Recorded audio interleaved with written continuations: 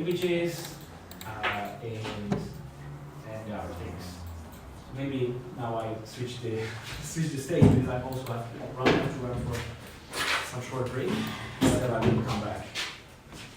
Okay, it's ready. It's just jeszcze wtedy Yeah, ready, check. Okay. So, guys, ready? Yes. Ready? Your computers? Okay, very good. So, of course, you should remember.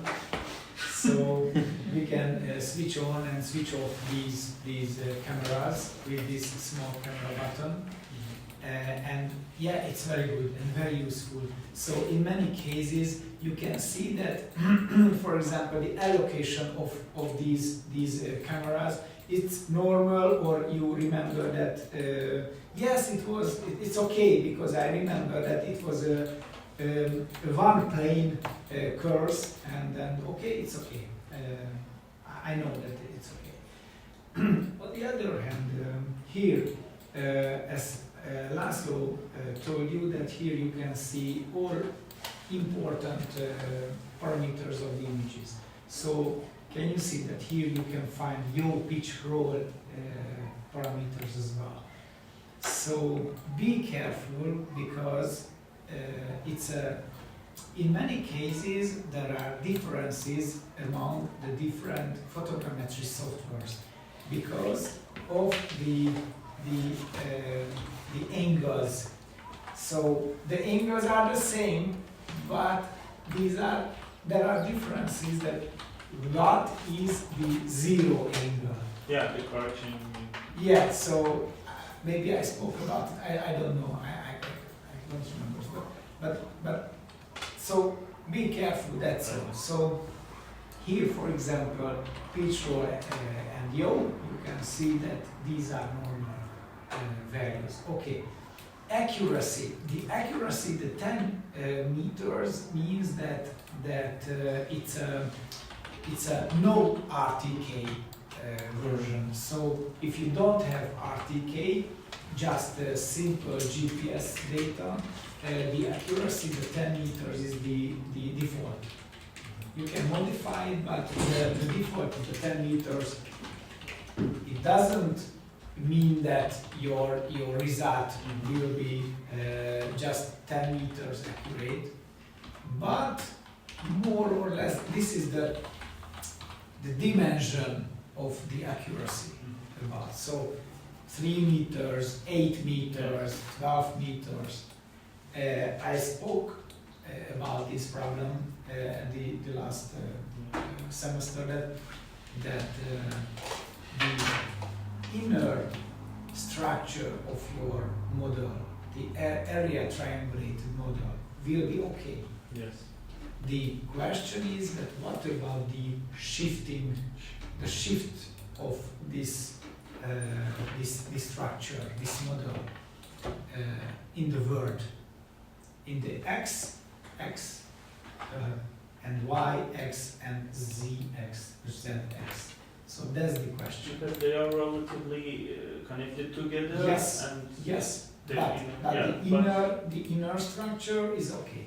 So, for example, if your task is to measure that what is, sorry, I cannot see.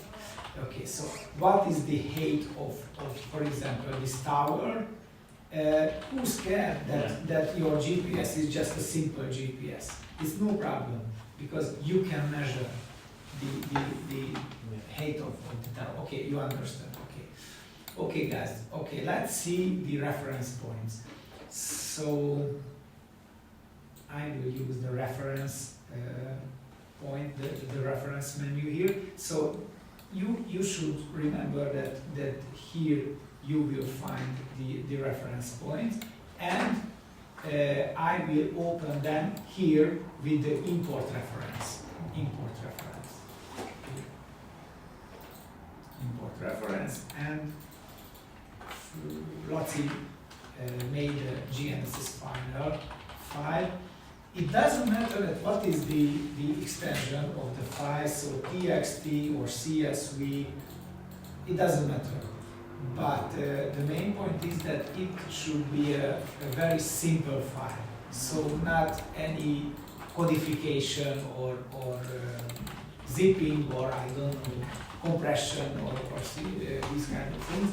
Just a simple, any kind of simple file. Okay, open. And here we can see, so you can find an example here. So if your data here is good, it means that the default parameters are good. But in many cases, these are not good. So for example, I switch from the tab, the radio button to semicolon. Oops, you can see nothing. It means that your data is not good. So I go back to the tab, the tabulator. But maybe in many cases the comma or space would help. So it depends on your original data. Okay. What about the coordinate system? It's the most nervous point inside the software, the coordinate system. We will see it, okay? But that's the first step here. So every time we have to check that what is the coordinate system. The default coordinate system is the WGS 84 coordinate system. But let's see the real coordinates. Oops, it's interesting because you can find the longitude, latitude, and ellipsoidal height. So the WGS coordinate system basically is okay. So you can use it.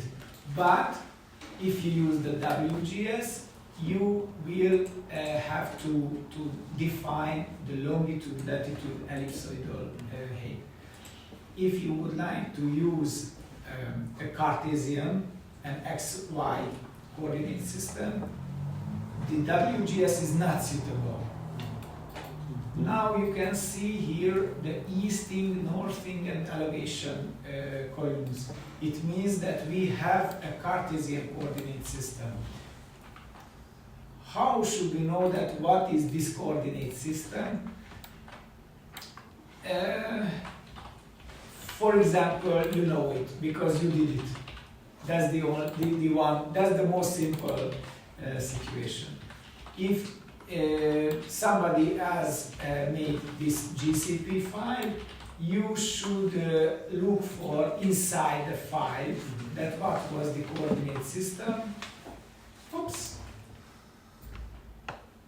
It's an UTM. Yeah, I remember when we want to get the point, we connect, I think we choose the Hungarian, the UTM.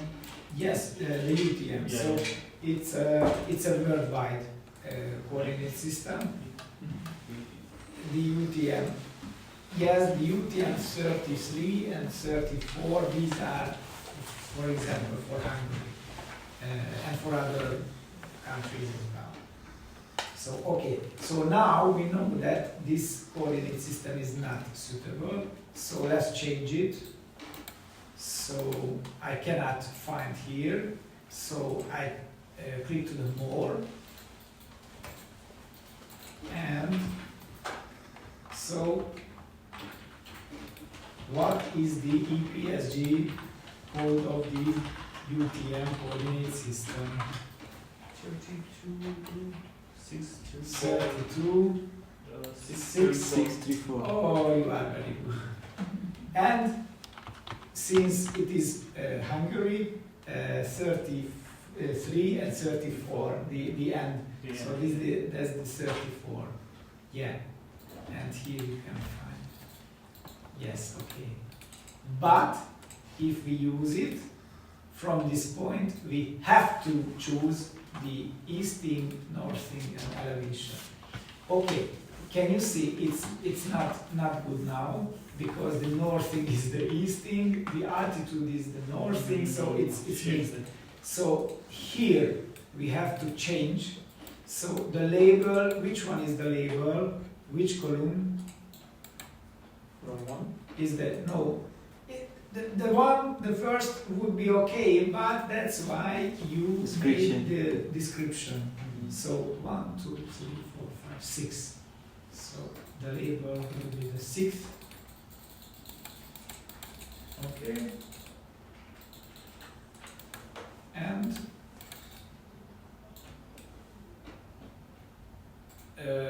what happens? So 1, 2, 3, 4, 5, 6. Description. Yeah, it's okay. But nothing happened. That's my problem. That it should change. Because yo is overlapping. You have to change yo. Oh, the rotation. That was the problem. So please check out the checkbox rotation. We don't have rotation data. Okay, we don't need rotation data.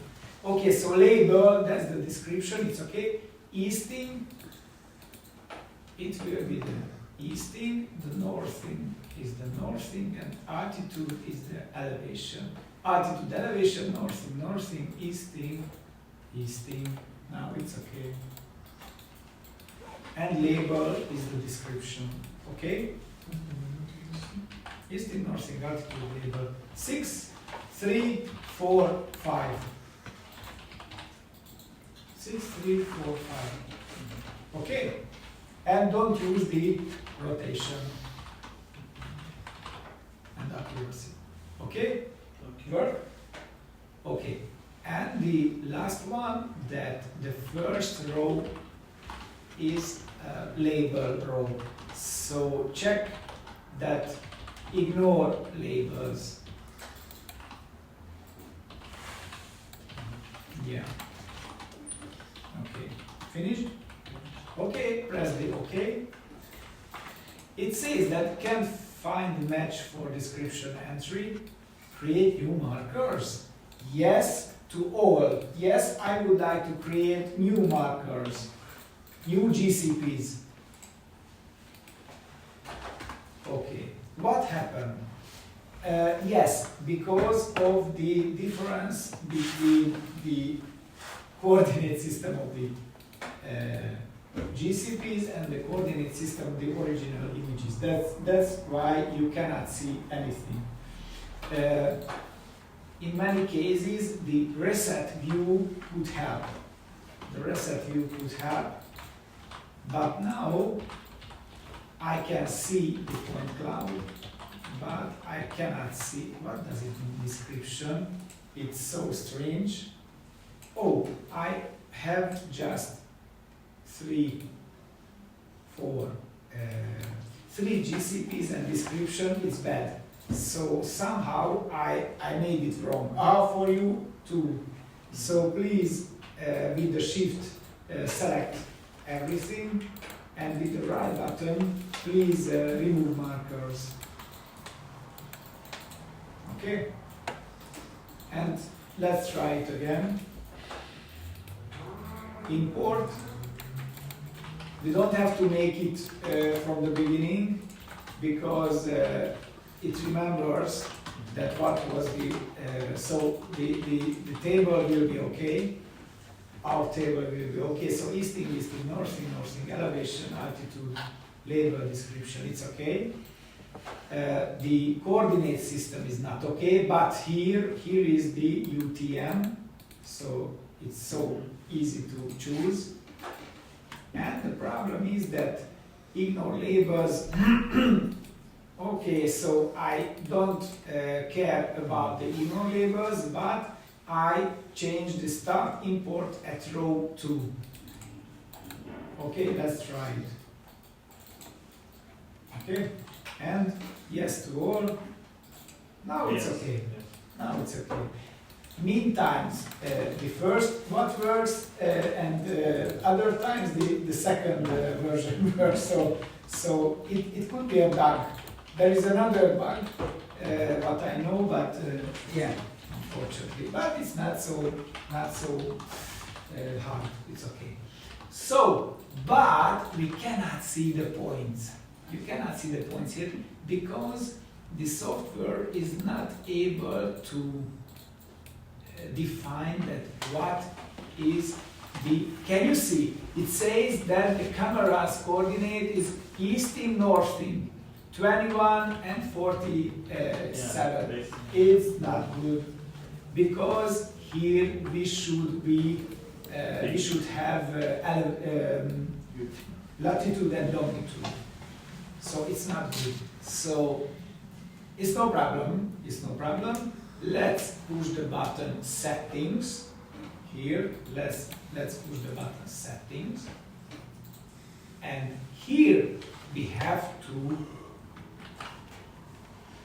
give all of the coordinate systems. So the wall system, coordinate system, the UTM is okay. So we can leave it. It's okay. So UTM zone 34, it's okay. But the camera reference, it's not the UTM zone 34.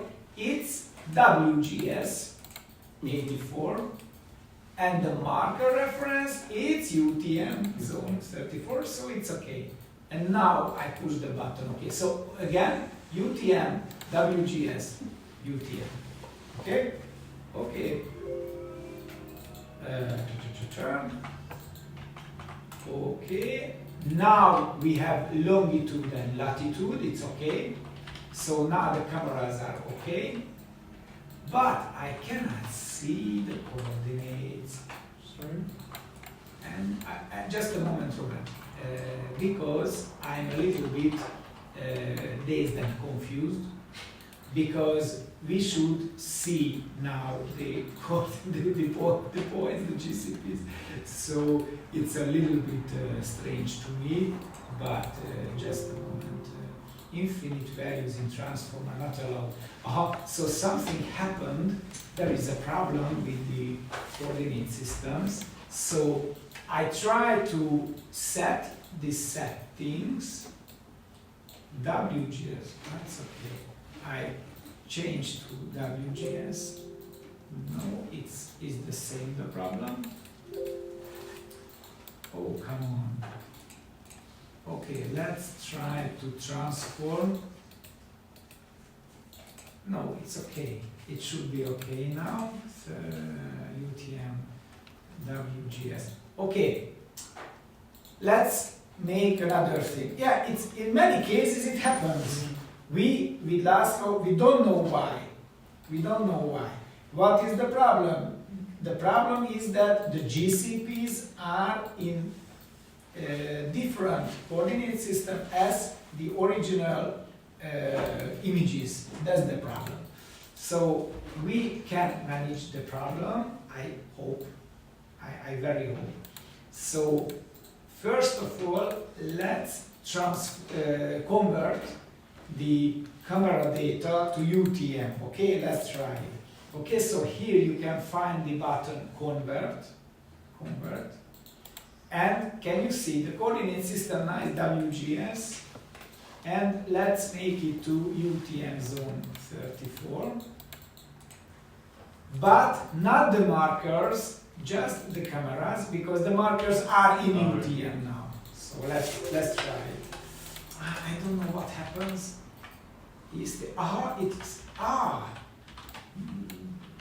There is something problem with one image. With the second image, is something happened with that. And what about this? No, I don't know. I try it again. It's so funny. Window markers again. And I make it inside again. UTMs in east, in north, in yes, infinite. So something happened with the images. So I don't know what. First of all, I try to remove this image. And what now? Oh no, it's something happened, guys. It's not normal. It's not normal. So sorry, guys. I I reopen it. I don't know, so it's a little bit strange. Longitude, latitude, I transform to UTM. Don't do that. Markers, just the cameras. Okay, easting, northing, it's okay. And now I import the coordinates. Ah, it works. Who knows it? Who knows it? So we don't understand. So you have to believe that we don't know what happens. So okay, please do that. Remove the GCPs, remove markers, and you have east and north coordinates, okay?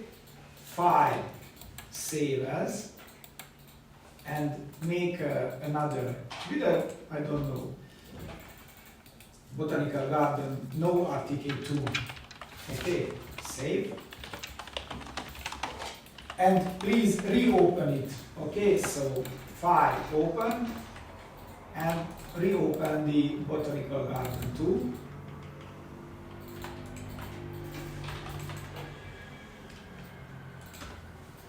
The coordinate system now is easting northing, so it's okay, it's the UTM. I told you that it's a very narrow point of this software. Okay? Succeeded?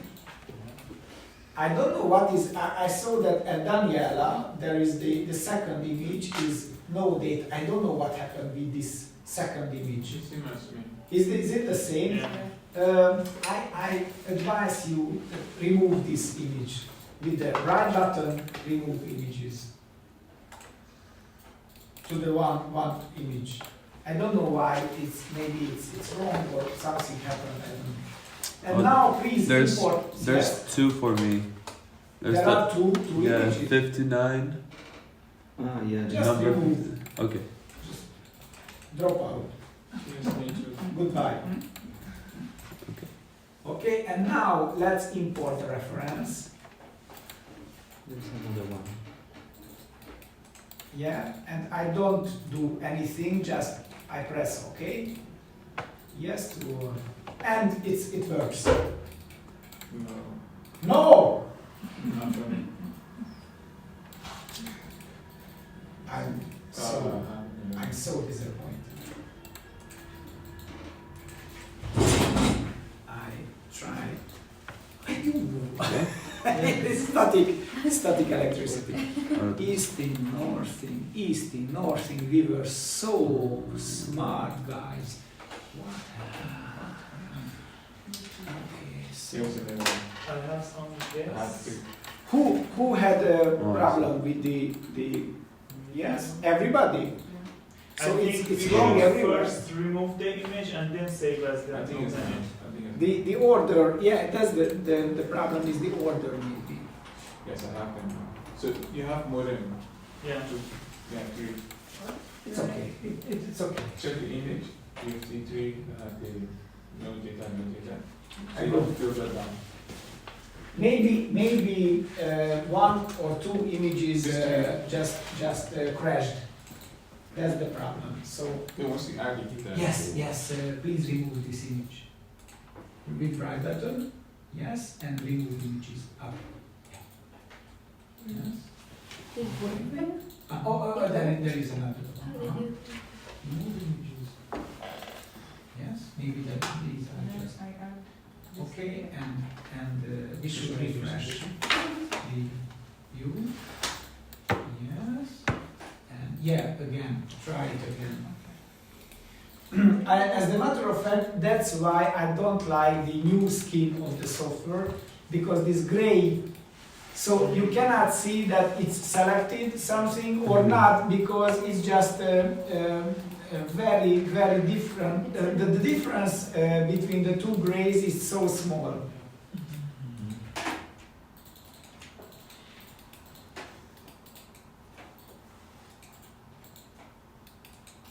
Because it could be, so it should be good.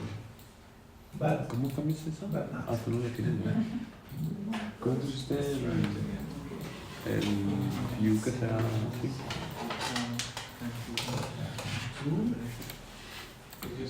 Mm,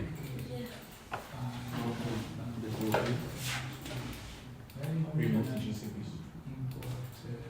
Where is the GNS? This rotating. Conserving which GNS is this? Okay. It's okay. Easting, northern.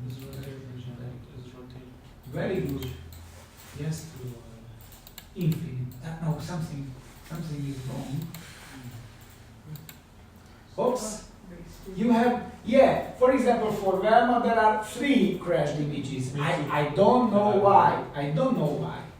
No, for me too. The 3. To me, just was 1. So I don't understand.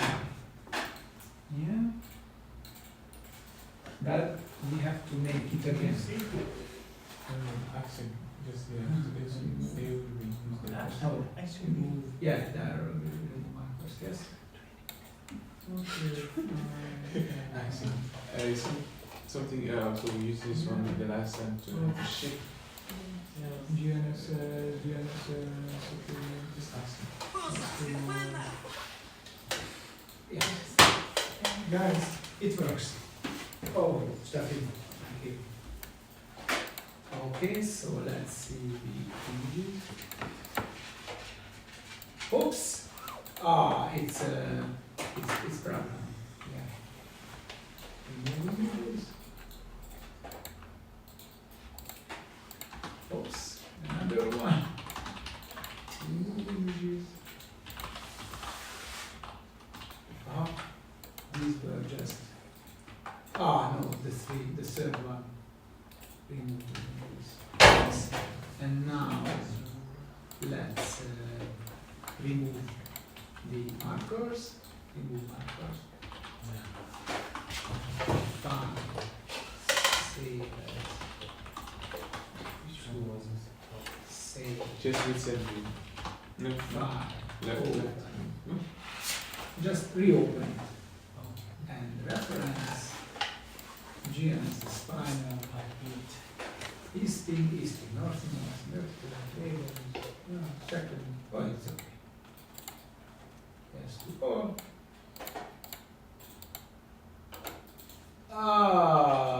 No, easting, northing. It's not good.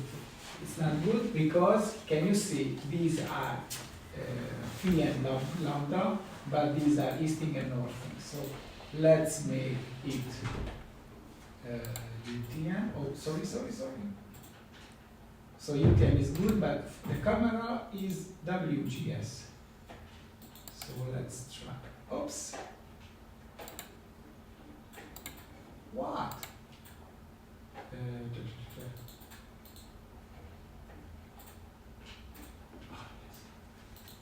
Okay, now it's good.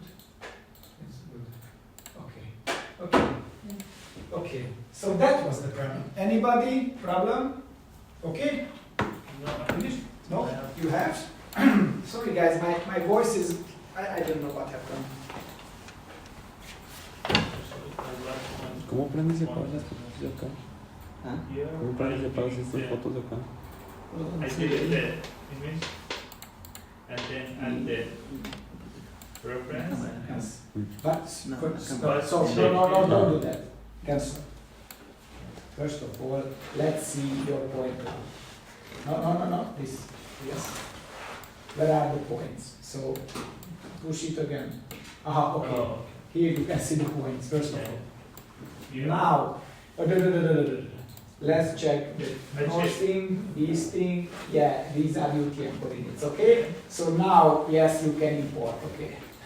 I deleted that Okay. image. Okay, here east thing, north thing, oh, it's okay. Yeah, very good. Okay. Yes, go on. Yes, and please check this, yeah? Yeah, that's why I told you that, for Yeah, example. I hate this view. Yeah, I don't like. That's why I use the old Yeah. scheme Actually, because it's blue. yes. What is checked? These are blue, but you cannot see because it's just faint gray. We change it, we have to restart the application to the... Yes, you are right. Yeah. Yes. So now it's okay, but that's why I don't like it. Okay, guys, and now my favorite word.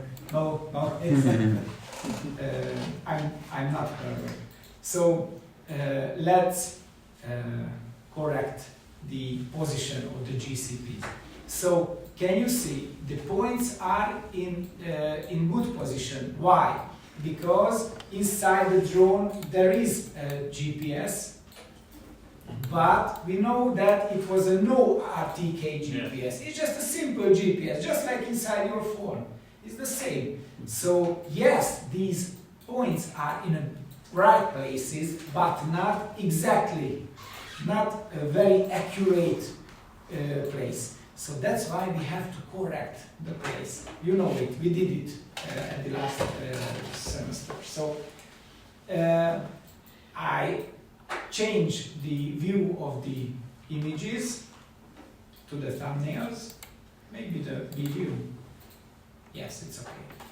To the medium. And you remember that there are the gray flags. We have to change the gray to green or blue.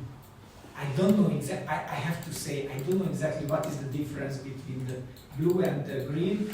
The green is exactly what, when you say that that's the right place. Then the blue, when the computer says that I think that's the right place. Maybe there's the difference. Okay, so for example, the first image, yes, double click and yes. Can you see? Oh, it's very, very accurate. It's very accurate. It's almost good. It's almost perfect. And what about this? Yeah, it's the same. So it's almost perfect. Second image. Oh, yeah. If I want to say it's in a perfect expression, it sucks. So we leave it. So third image. Ah, it's good.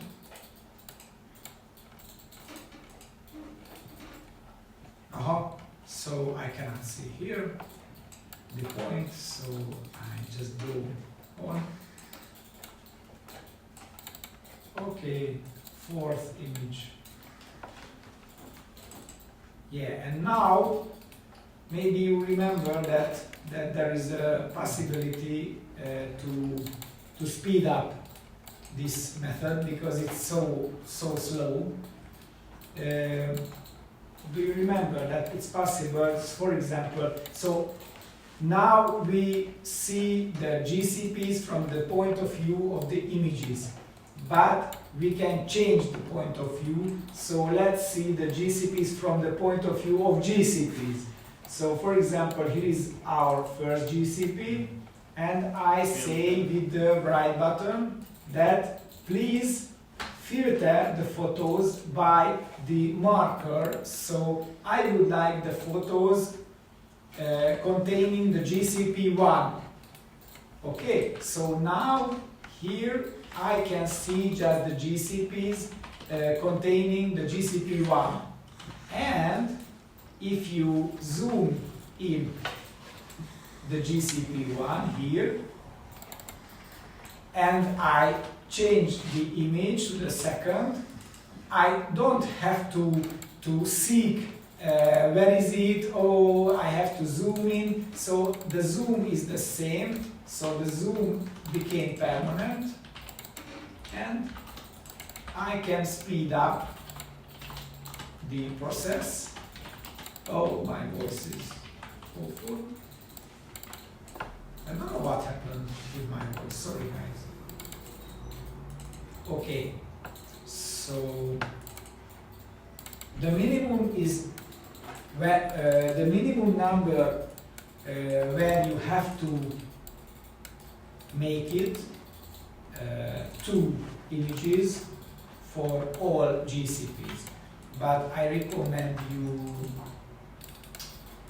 at least 5 or 6 images. Okay, for every GCP. Yeah, so, okay, I made it on 6 or more images. Okay, I would like to change the GCP. I push the save button, by the way, because now it works, so my model now is okay, so please push the button save. Okay? Which, okay. Okay. So I would like to change the GCP too, but I cannot see all of the images because these are filtered. So you remember that there is this reset filter button here. If you push it, you can get back all of your images. And now I push the right button on the second GCP and I say filter photos by markers again. Okay, and now I do it again from the beginning. So first image, second image, third one, fourth. So it's so fast.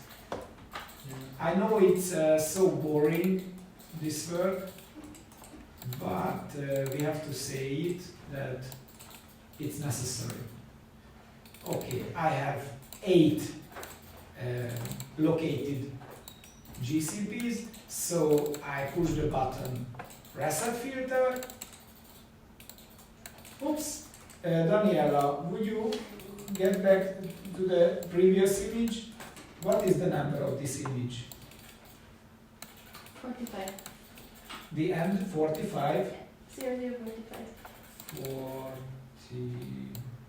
45. Just like in the song. 45. It's so crazy.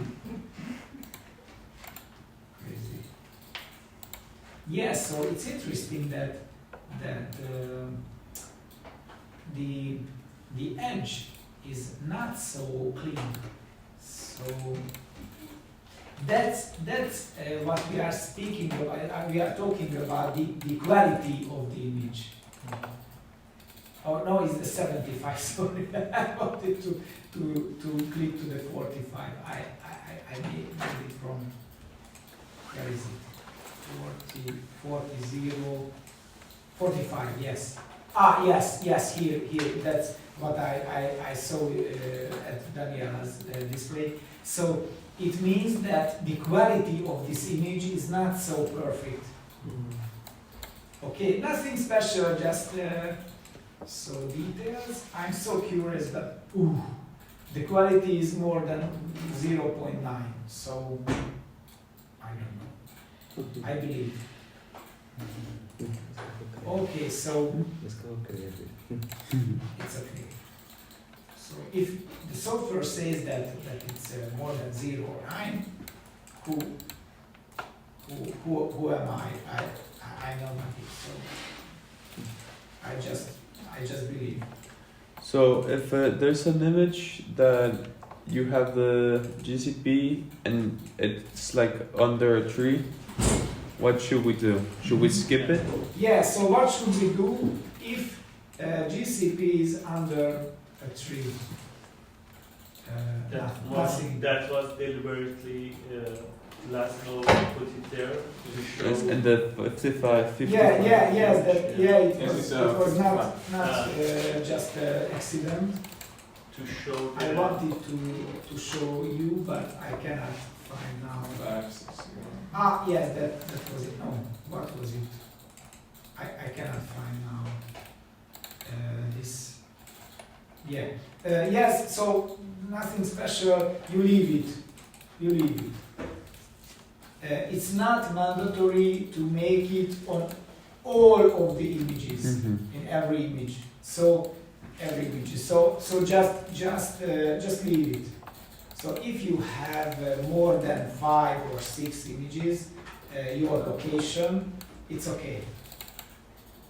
The minimum is 2 images. Okay. So that's all.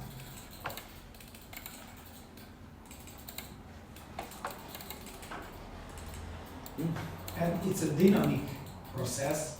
So if you made the first relocation, the second relocation will be much more smaller, the distance. So, yeah. Yes, so for example, can you see, this is the GCP3. So I leave it. I don't touch it because I'm not sure that where is the exact center of the GCP, so I just leave it.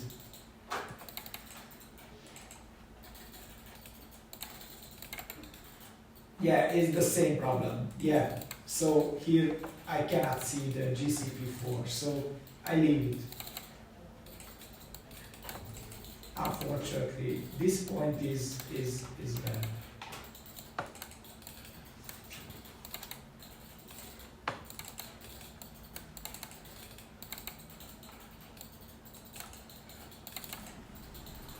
But there are three, so more than one image where you can find this point. So yes, we know that it's partly hided, this point, but there are enough images where you can find this, so it's okay.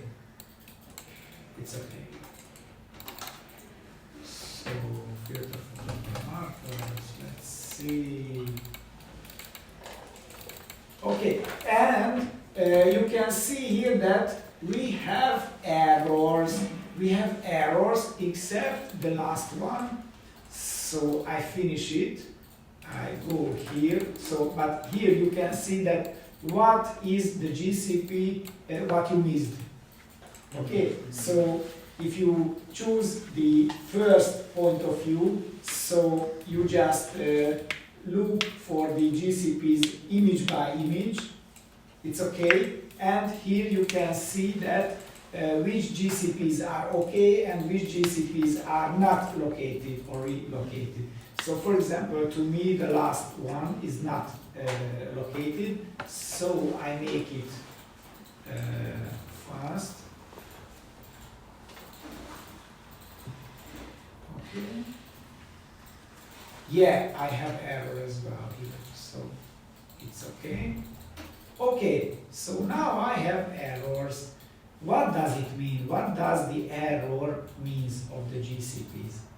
It means, you may remember, the software makes equation model, an equation model based on my area triangulated model and based on the GCPs. And they are together make the equations. Okay, so that's the point where you can find the errors. So these errors, just you can see centimeters. Yes. These are very good errors, but we can make more difficult errors as well. We can reduce the amount of errors. Can you see? This is a wizard stick, or what is it? Wizard. Magic wand. Me? Magic wand. Magic wand. Oh, wizard stick. Yeah, it's something different. Maybe. Okay, guys. So. Can you see the magic wand? And here you can find all of the most important parameters. For example, fit F, it means that the software tries to recalculate the focus of the camera. Fit key 1, key 2, these are that the software will try to relocate the very center point of the CCD, the sensor inside the camera. So we don't care about this. Okay, so it's very easy now because you can find that it is possible to change to adaptive camera model fitting, and that's the most convenient. So just do that, and I don't have this magic You don't have. It's like a star. star. It's the star, yeah. Sorry. It's star. Star. Yeah, yes. Yeah. Sure, Yeah. Point out. So, This is star. okay, got it? Got it? Just the advanced camera model. Adaptive camera model fitting. Adaptive. Yeah, and okay. And can you see the errors are very reduced to just 1 centimeter, 3 centimeters, 1 centimeter, 6 millimeters. Yeah. Yes. We have to say that in many cases these values are not the real errors, but these values are so close to the real error. So it means that in relation with, from one hand we have the GCPs, it means that the accuracy of the GCPs is very good.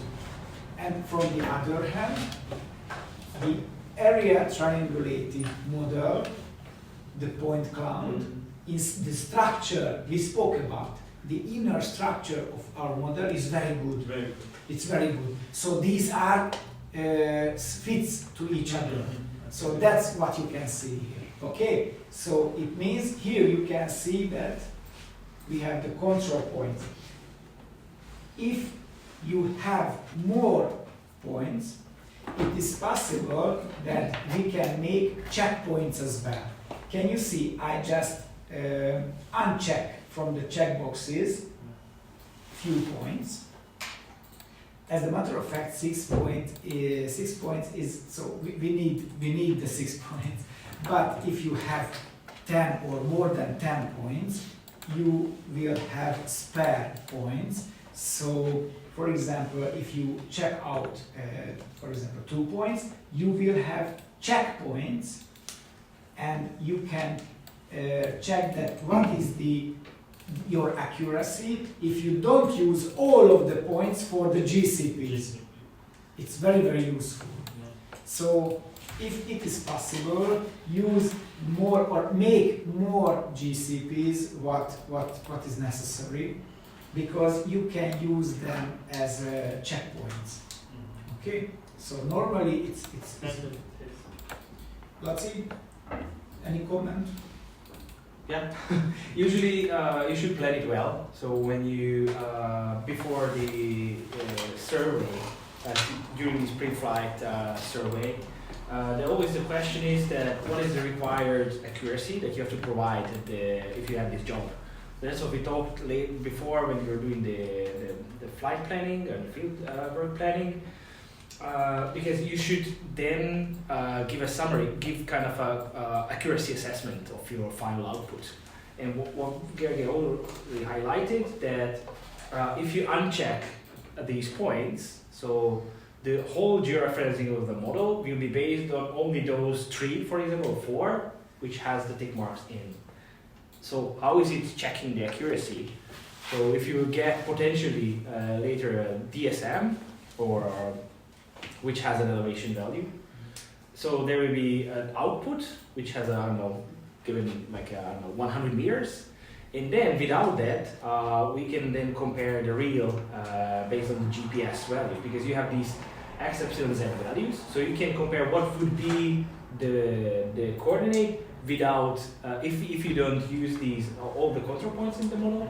So you can compare these estimated and real x, epsilon, and z values. So that's the accuracy means. That can be also done later, but it's a good advantage that the software can do statistics afterwards, but we will see this later.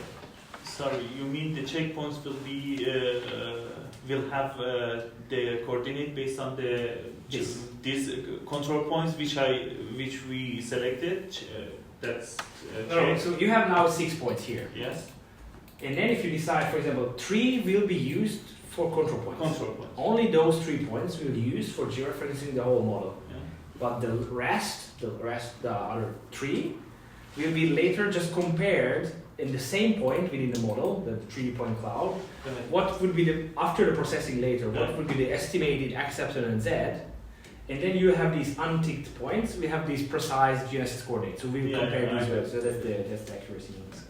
And by the way, if we are here, so I check back the tick, but here you can find that view errors, because now the normal view is the view source. What does it mean? It means that what is inside, what is the coordinates inside the file, the images, all of the images, the pictures. But here you can find view estimated. It means that so view source, it is what was inside the image given by the simple GPS from the drone. But here you can find that view estimated, it means that based on your process, it doesn't matter what kind of process, but based on your process, what is the guess? Of course, it's not a guess, it's a serious statistical guess of the software, of the camera, the image. And between the two, you can find the errors.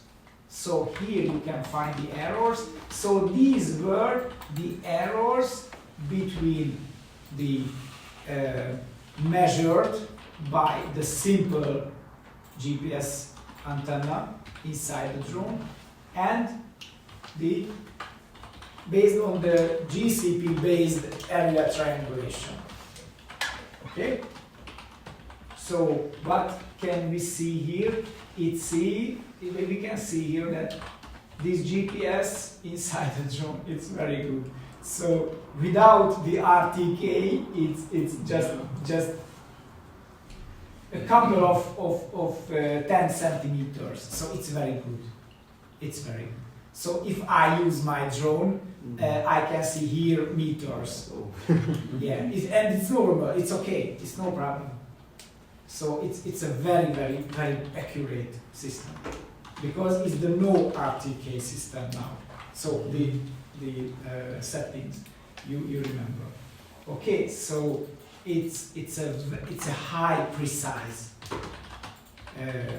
software and a highly precise model. So that's why I told you if you would like to start enterprise for yourself, first you should buy a good drone. And after you can buy more things, for example, a GPS to make ground control points or I don't know, but if you have a good base, you can build up your enterprise. So that's all. Okay, so I think we don't want to make it tower because that was the main point. So the next points are the same. So we make the dense point cloud, and so should we? I have it actually. Or should we change to the RTK? Yeah, we can process. Yeah. It was so difficult to give the appropriate coordinate system. So it was so difficult because there were 1 or 2 or 3 images with bad coordinates, and the system was collapsed for everybody. Wow. And if we delete these images, it was okay. Wow. Okay. So that's why we are here, because we lost time to solve the problem. Never seen So it was interesting. Oh, wow. Nothing special, just I Okay. Nothing special. nothing special. Yes, it's a rhyme for you. Okay, so I think we Yeah, we can. can have a look on the RTK version. Yes. Yes. Okay. So I in case of everything, I push the button save because we did it, and it's very good model, so it's okay. And now let's make a new model. So I just push the button File New, and let's use inside the workflow menu, add photos or add folder. What did you use? We can use the folder. I showed them the photos, but you can use the folder. Okay. If there are no mixed images, like some images that are not part of this survey, then you should be careful. Okay. But the folder should work. Yeah, so let's see the add folder. So But one thing, maybe the GNSS setting is not enabled in the Metashape softwares of the students, because this is a new installation. You know, in the EXIF tags, the GNSS EXIF tags must be enabled before the RTK. yeah, no, Already? it doesn't matter. Not for? I tried it. Ah, okay. Yeah, so if you use add images, it's automatically added. Okay. So it's Maybe it's okay. a previous version was Yeah. having issues. But at least with Javier or with Marcelo? Marcelo, sorry, we did it, but I don't know what about the others. So inside the tools, did you make the preferences advanced and oops, not load. Okay, I do it again. Tools, preferences. You can make it just once. So if you do it once, it's okay. Inside the advanced menu, you can use the ticks to all of the checkboxes here. Why? Because this is the point when you explain to the software that please use all of the available RTK data. Okay, so that's all. Okay, you don't have to make it again. So that will be the default for the next one. So you don't have to care about this. But first, don't forget to do it. Okay, workflow again, add folder, it's the same, so add photos, add folder in this situation is the same. And I don't know what is the no RTK. Okay, Corrigo, no? Corrigo or Remit, both. Is that? Corrigo, yeah, Corrigo is the live RTK. Okay, Corrigo, select folder. And it asked us that what about these images? So should we have single cameras or dynamic scene? No, we have single cameras. Okay. Yes. And oops, that's a difference. You can see bold values and very small values inside the accuracy. Oops, let's go back to the first table, view source. View source. Can you see? You can see bold values. It's important inside the Metashape. And small values, not 10 meters. You remember that we saw 10 meters before. And here you can see the very small accuracies, very high accuracies, so the value is very small. Because the software was able, it finds all of the RTK data, what was included, and it was able to read all of the RTK data, what is available and necessary from the software. So here you can find very, very high accurate data. Yeah. I mean, the image positions. Yeah, for the image positions, yes. So if we'll have GCPs, the error should be very, very small. That's our aim. Basically, so normally we don't need GCPs if we use RTK draw, because the positions of the cameras are very, very high precise. So we don't need the GCPs. So So, Theoretically. Theoretically, yeah. But in the real life, in many cases we can see that we need the GCPs because there are differences. Nobody knows at that moment. Why? In many cases we can find out, oops, I made a wrong height for the antenna, for example, or I made something wrong.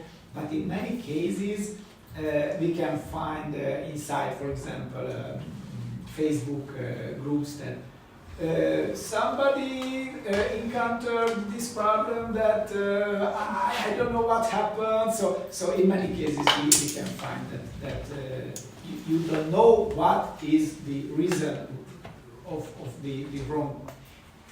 Mainly the problem is with the height. In many cases, 10 centimeters, 10 meters.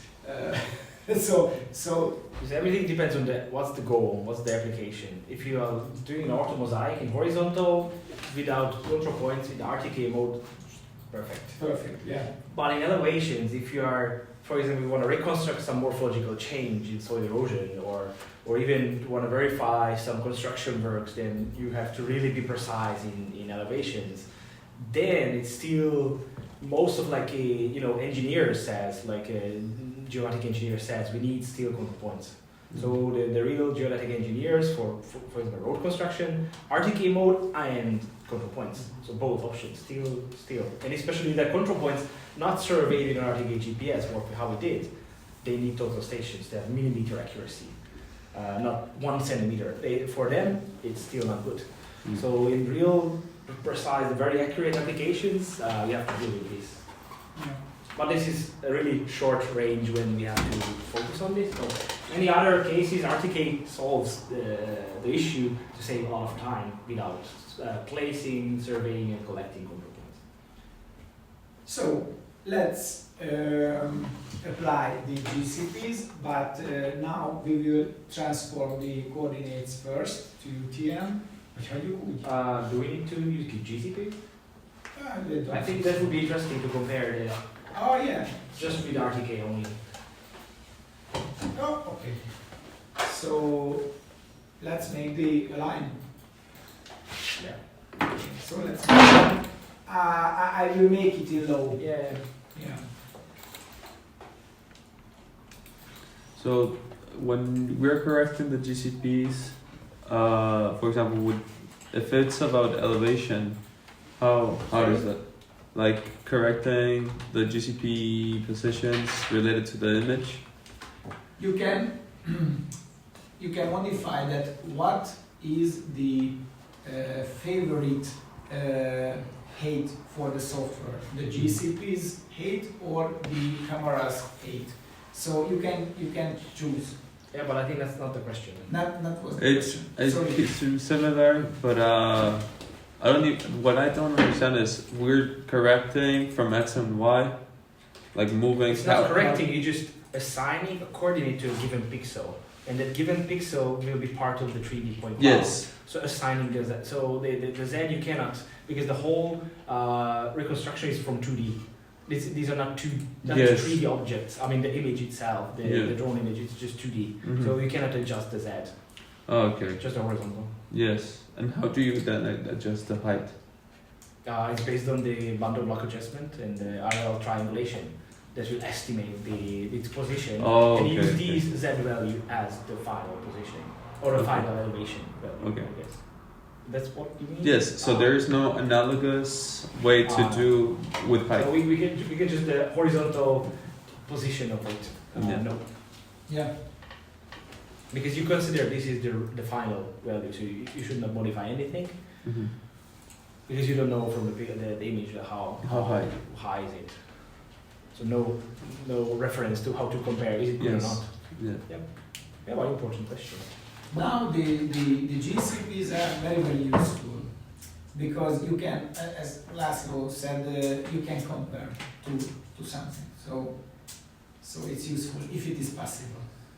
But for example, it happened that we had to take photos far from the starting point. So you cannot access, for example, to the area what you want to take in photos. So in many cases, it is impossible to have GCPs from the area. But if it is possible, do that. Okay, so here you can find the, so it's the same, because the area is the same, the circumstances were the same, so you can see the same, but here you can see that we have, okay, of course, the estimation, we have very small errors, but these are just the inner structure errors, because we don't have the GCPs, not more, nothing. Yeah, I think, yeah. Because we don't have the Yeah. markers now, so. Yeah, because in GCP mode it's okay, but then how to verify the accuracy constraints of this output? If we if we run the point cloud, the elevation model, surface model, or orthophotomosaic, how we can do that in a GIS software? How you decide whether this orthophotomosaic that shows you the area, how can you give a quantitative assessment? Is it accurate or not? How could you compare to something? Like you would have a TIFF file, a raster image.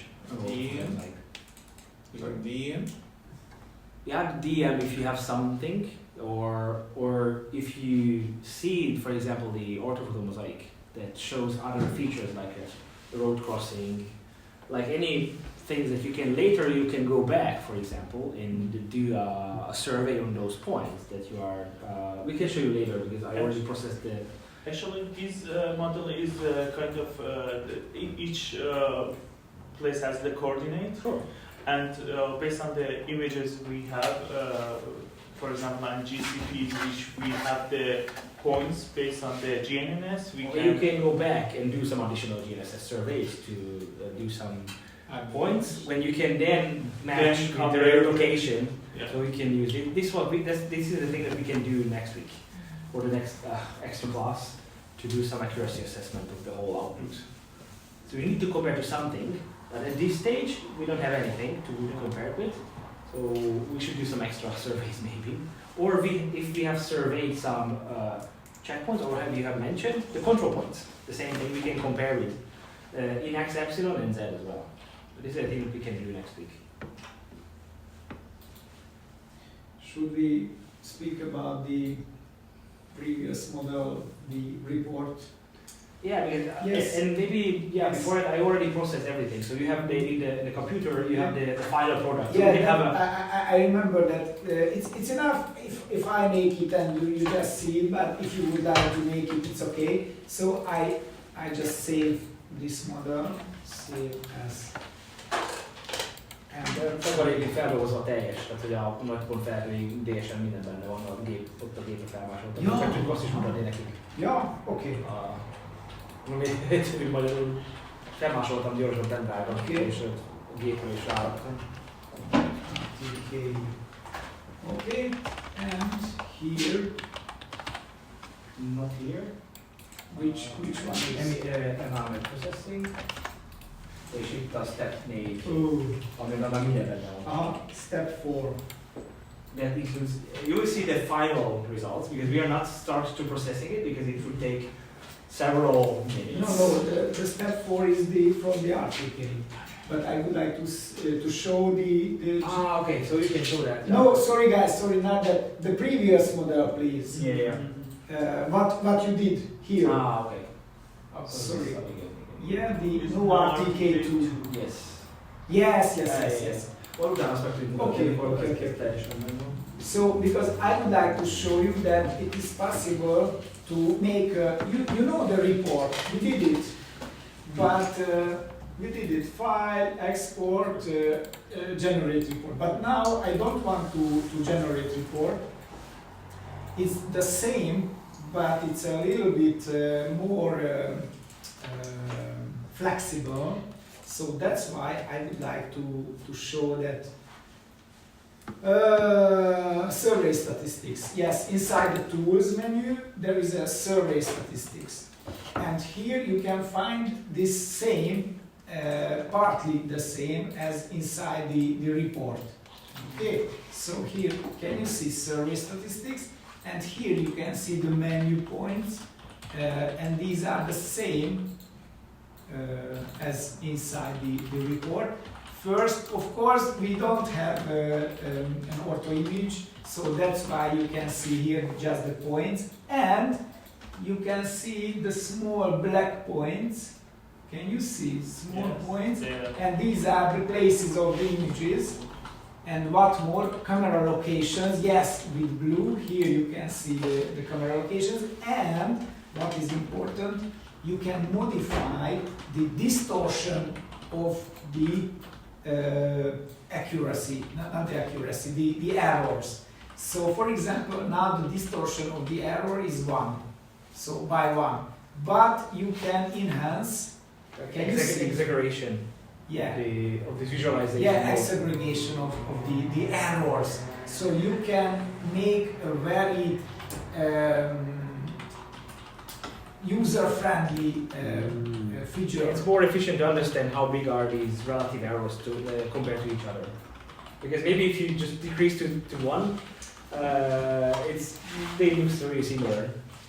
Can you see? It says that the camera locations and error estimates, Z error is the represented by ellipse color.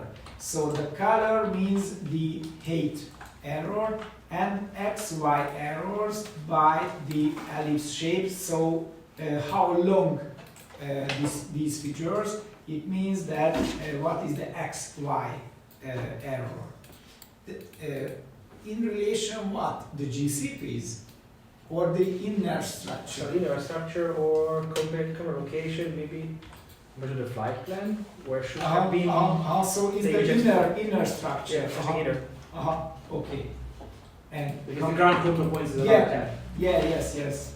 Camera rotation, it's in, normally since we use gimbal, we don't have camera rotation.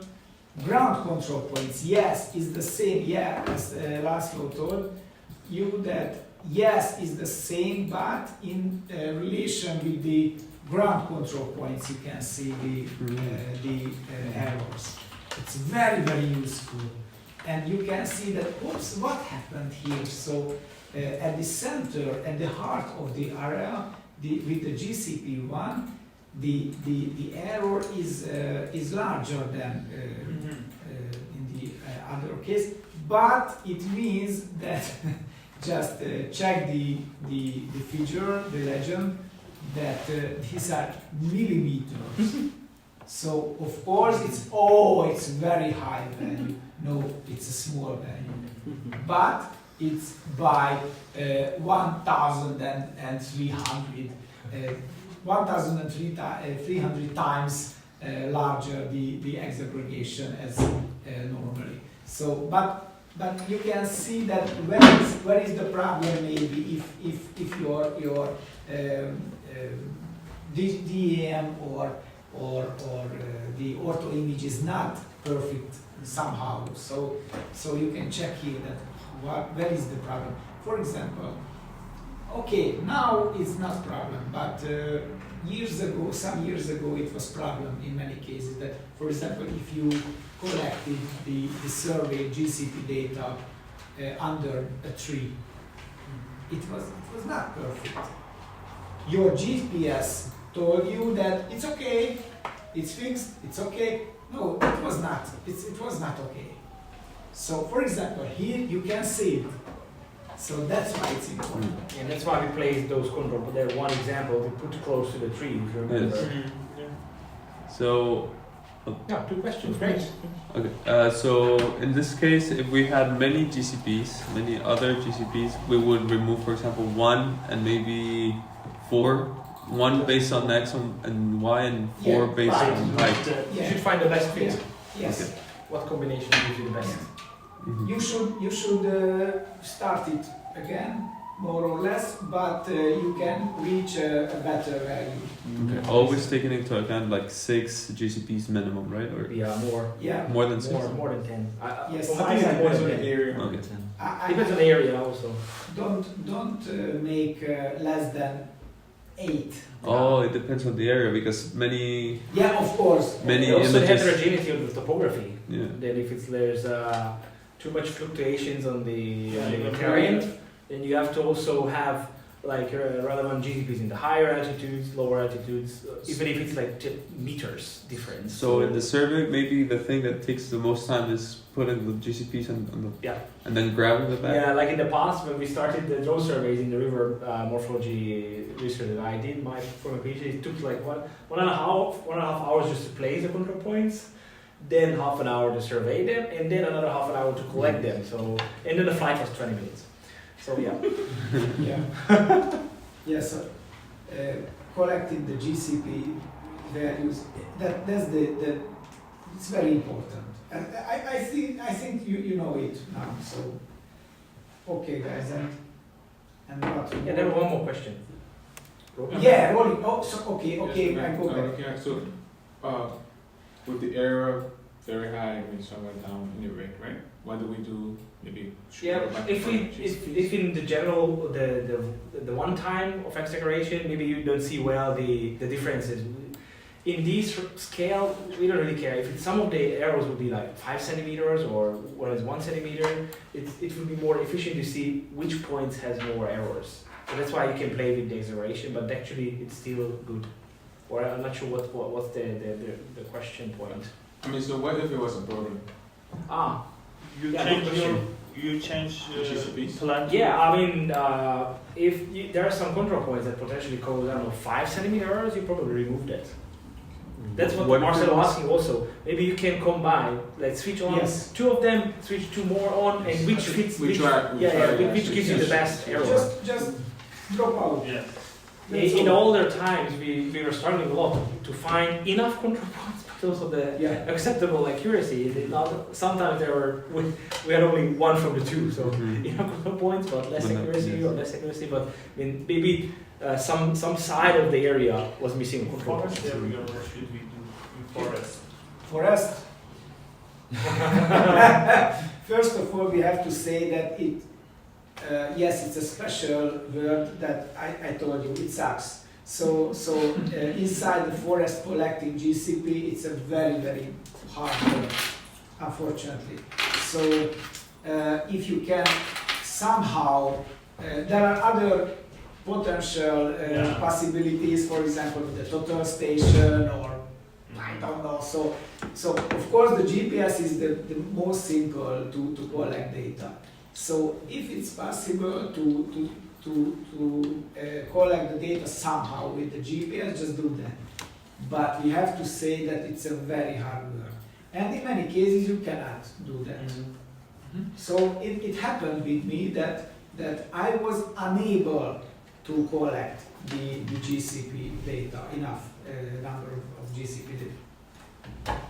I told the order guy that sorry, that was the maximum what I was able to do. That's all. Of course, the more GCPs, your ortho image will be more precise. So we have to say that from the point of view of ortho image, it's not so sensitive for the errors. So if you have at least, I don't know, 4 GCPs, you will get usable ortho image. The problem is with the digital elevation model. Yeah, the elevation model. We had a work that we had to make ortho image and digital elevation model, and the ortho image was I don't want to say piece of cake, but it was easy. But the digital elevation model was very, very hard work because it was a totally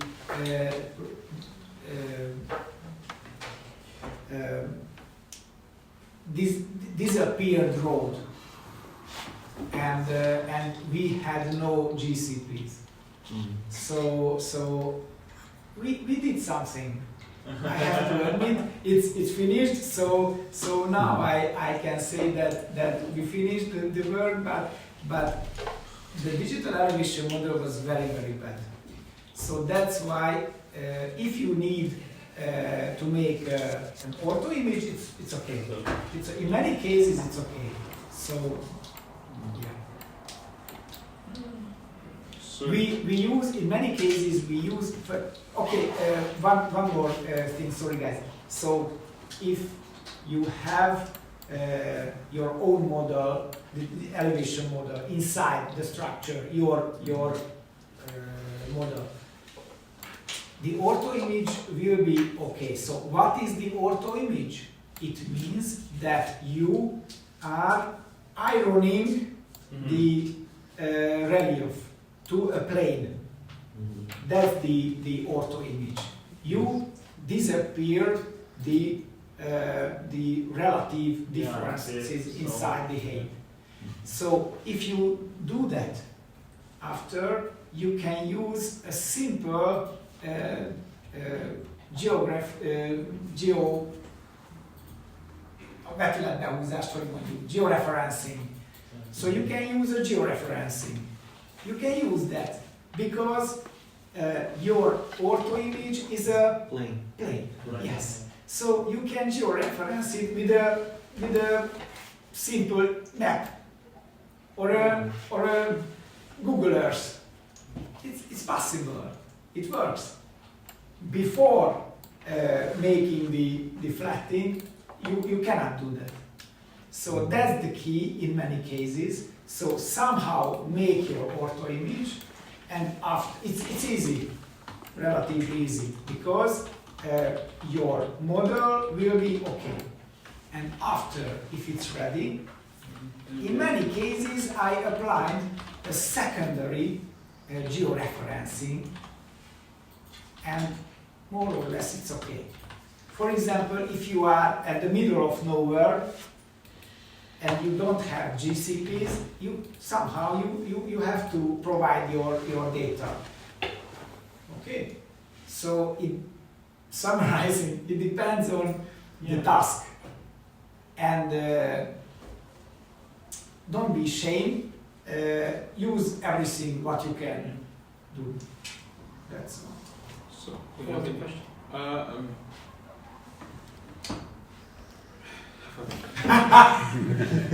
But I don't know if I'm done, but we say we want to discuss the extra class. Yeah. Yeah, the when to do the extra class. If you take some time, so in the meantime, I can show you the report, what we do afterwards. But generally, only 5 of us are copying, so should not be taking too much time. But I also processed all the 3 versions, because we can do some comparison if we have enough time. That's why you will see that we have 3 separate DSM products and 3 separate orthomosaics. And one is the GCP version, which was no RTK. There's the RTK version, and there's the third one, the MLIB, when we were using our base station, when we were broadcasting the RTK signal.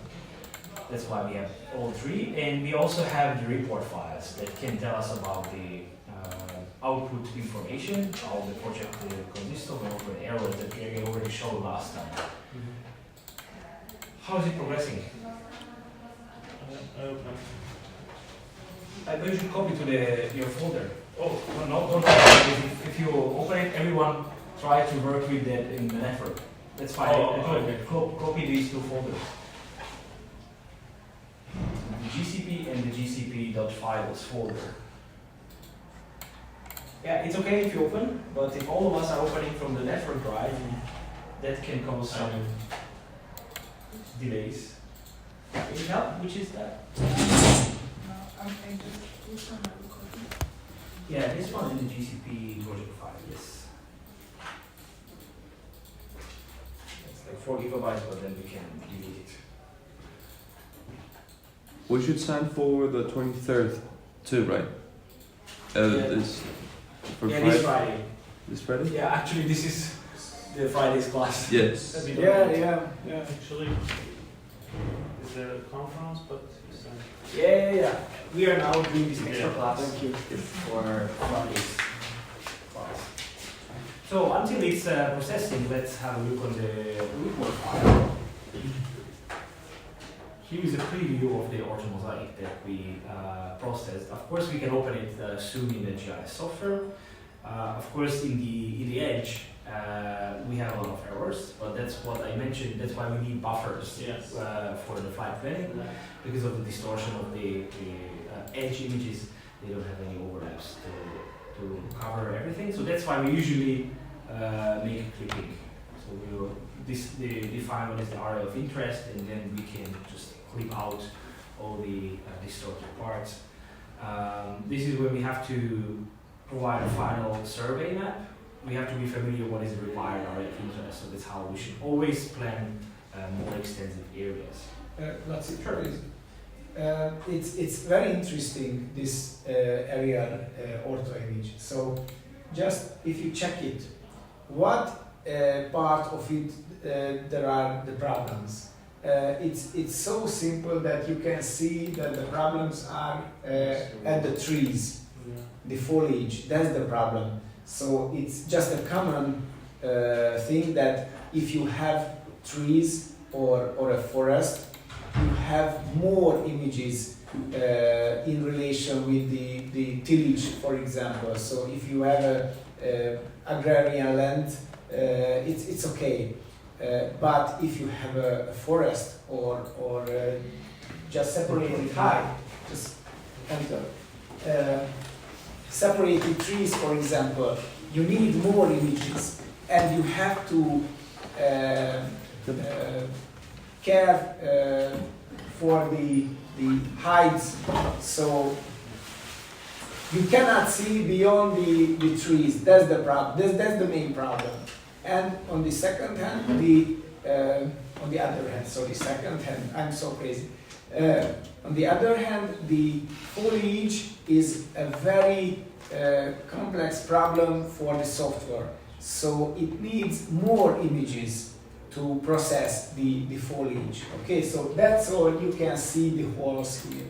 Especially this is Yes. not at the edge. But, What was that? Do you remember that? What is this special white? That's the tallest tree. Yes. That was this. it was the tallest. Not far from where we invested. Okay. Yes. So it's almost in heart of the image, and there is a white spot. So yes, that's the reason. It was the tallest part with the tallest trees. So the flight above the scene was much shorter than the rest of the ground. Yes, because they were closer to you. Yeah. Yes. Because how much was it? 60 meters or how much was it? I 60 don't know, but meters. it's very But high. I mean, 60 was the flight plan, and this was like 20 or almost 30 meters. So We lost 1/3 of the height. and at that's the why top the of the coverage, trees. what we seen from the field of view, it was much less and was not enough pixels shown to reconstruct, and it kind of keeps a gap. Don't worry, this is not sharp because this is just a preview in the report file. So don't worry, the final orthomosaic you will see it's much more better because you cannot even identify the orthomosaic. Okay, we will have a look. This is already have seen last time, I think. We discussed. Did we? Did Well, you see speak how about many. Not yet. This is the overlay? how many images overlapping the given area. So you can see color code. So these are those surfaces that are covered by more than 9 images. As you can see, the edge, that's why we have a lot of errors, because these surfaces are covered only by 4 or 5 or even less images. So it cannot be reconstructed well to have an orthomosaic or the DSM or the point cloud. But it's so funny that you can see the green spots inside the blue area. These are the hidden places because of the trees. It's so fun. It's interesting for us as well. So be careful if you have to process this kind of area fulfilled with trees or buildings. These are the same. So for example, inside the city, you can see the same situation. So for example, in Budapest, we had to make ortho imaging, and there were so narrow streets with high buildings, and it's almost the same as a forest or I don't know, a crack or so. It's the same situation. So One of the ways to correct this is to maybe increase the flight altitude. Yes. My method to make more flights from different heights. So if you have just one chance to go to the area, and it's very important to gather all of the information, make more flights from different heights, and from the lower altitude you will get the details, the resolution, but from above you can avoid the holes.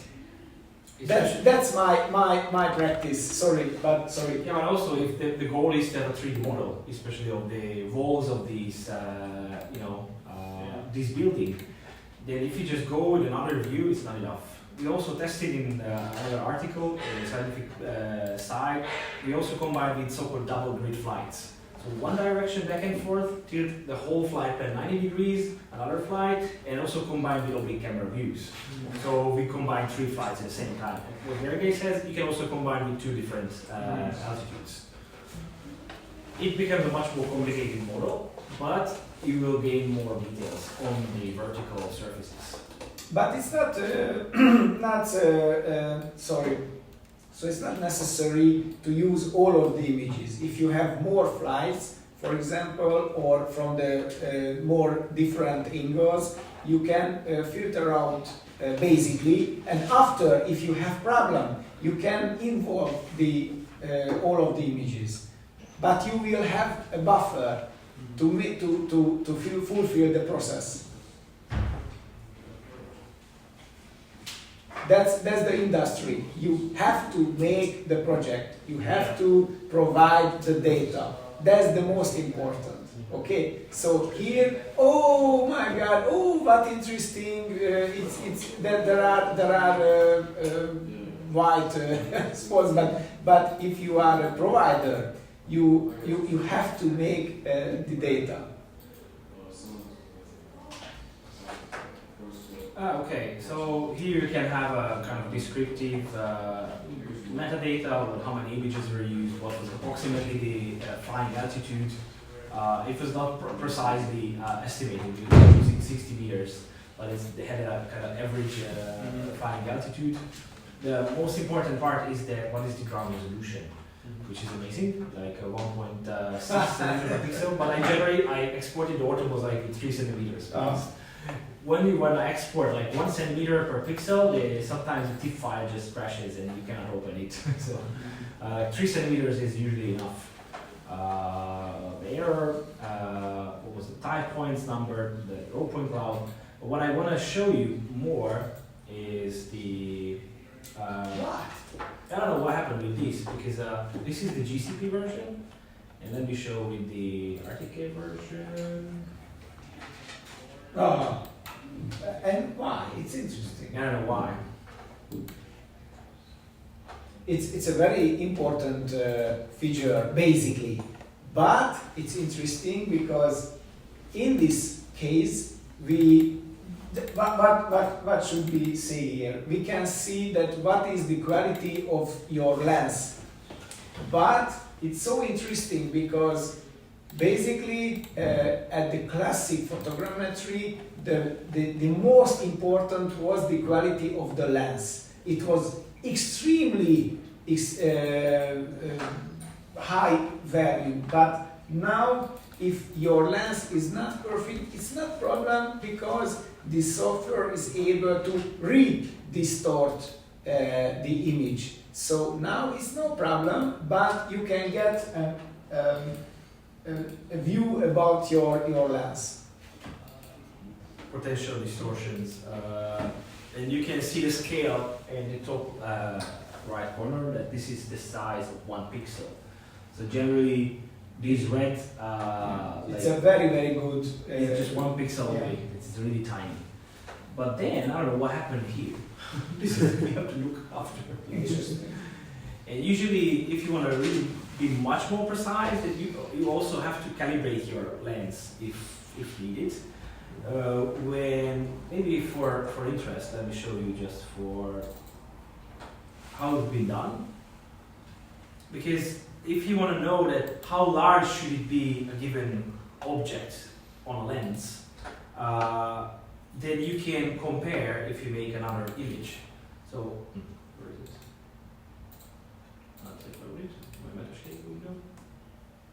Csak a saktálgat akarom most bemutatni, ugye. Yeah.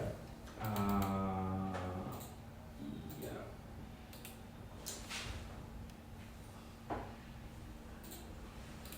Here we go. Yeah. So we want to calibrate our lens. Did you do this in photogrammetry or? I just show. So you But, already talked about it. but what was the problem? I told you. From the screen is not, because from the screen is distorted as well. Why? You should, Which screen? The the projector. projector. Yes. So Yeah, I see the it's point. brand new. So This is better. can you use this chessboard now? Yeah. Yes, Yeah. you can use that. You cannot use the projector, but you can use Oh, that. that's an interesting thing. Yeah. Yeah, that's the first time that I can tell you that yes, you can use that. Because the software knows how large are these squares, and also the size, the way of their radial distortion can be calculated. So if you make a lot of test images with your drone, you have to hold it in front of the screen. Yeah, it's some so manual funny. images, upload to MetaShape, and it will calculate these issues, and it will involve into the photogrammetry processing with these distortion effects, so undistorted images based on these calibration data. If you really want to go to the really, really big details. Okay, so this is about this, without any calibration, but still in the pixel scale. This is amazing. We see much more better cameras in our Yes. camera here, so Yes. it's like I don't know, tens of pixels already. So wow. Anyway, Of course, in the real life, if you take a photo about a dog or your friend, so it doesn't matter that how distort your lens. So it's not problem. It's problem with the aerial images. Just that's the only situation. oh, let me go back to the GCP version. There was some visualization of the camera locations. But what would be more interesting is the ground control points based issue about the georeferencing. What you can see is the scale is really great. It's like 0.5 centimeters, so like 4 millimeters, or 1 centimeter is the maximum. So we will have a look how why probably this red looks 1 centimeter. You can see at the beyond the feature, just at the legend of the feature that yes. So the z arrow represented by the ellipse color. Yeah. So the z, the height arrow is the color, Yeah. and the xy arrow means the size Yeah, of the the shape. But here, this is the overall root mean square error. The fact they based on the 6 control points. But let me scroll down a bit. This is the distributed error information. So you can see one by one each of the control points. What are the x, epsilon, and z errors, and then they calculate the total. But this is what the most interesting part. For me, it's a bit surprising. Usually, the vertical errors are higher than the horizontal. But in this case, the horizontal error was like 6 millimeters, and the x and y are 2 centimeter scale.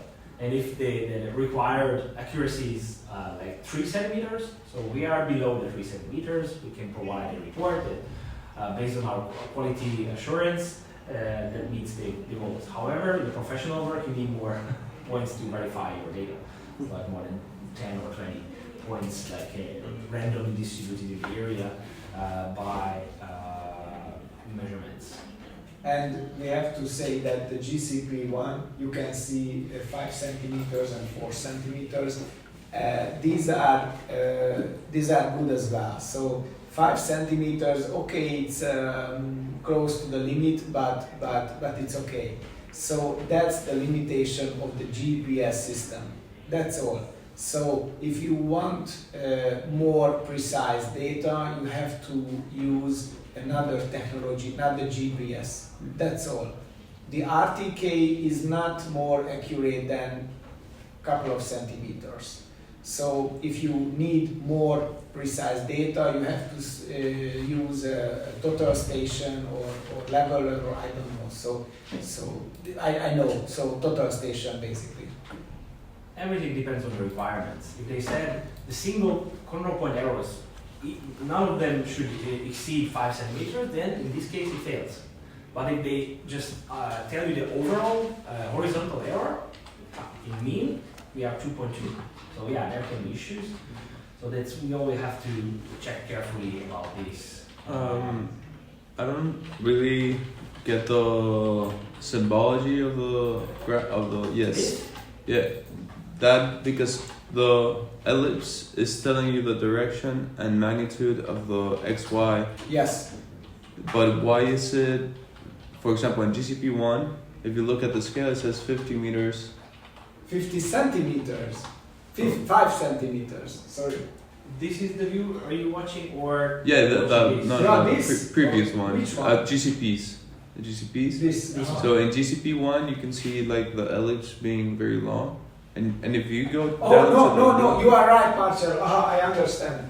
Yes. It means that it's 50 meters. Yes. And, it's no. Okay. These are in different scales. Different scales. Different So you can scales. see the multiplication Yes. factor of 200. Oh, okay. Yes. Yeah. So by 200. Yeah. Okay. That So makes divide- sense. better. Divide Yes, by Divide by 200 to get the real. That Yes. scale. Yes. So in You that case, are right. yes. Important question. That could be surprising.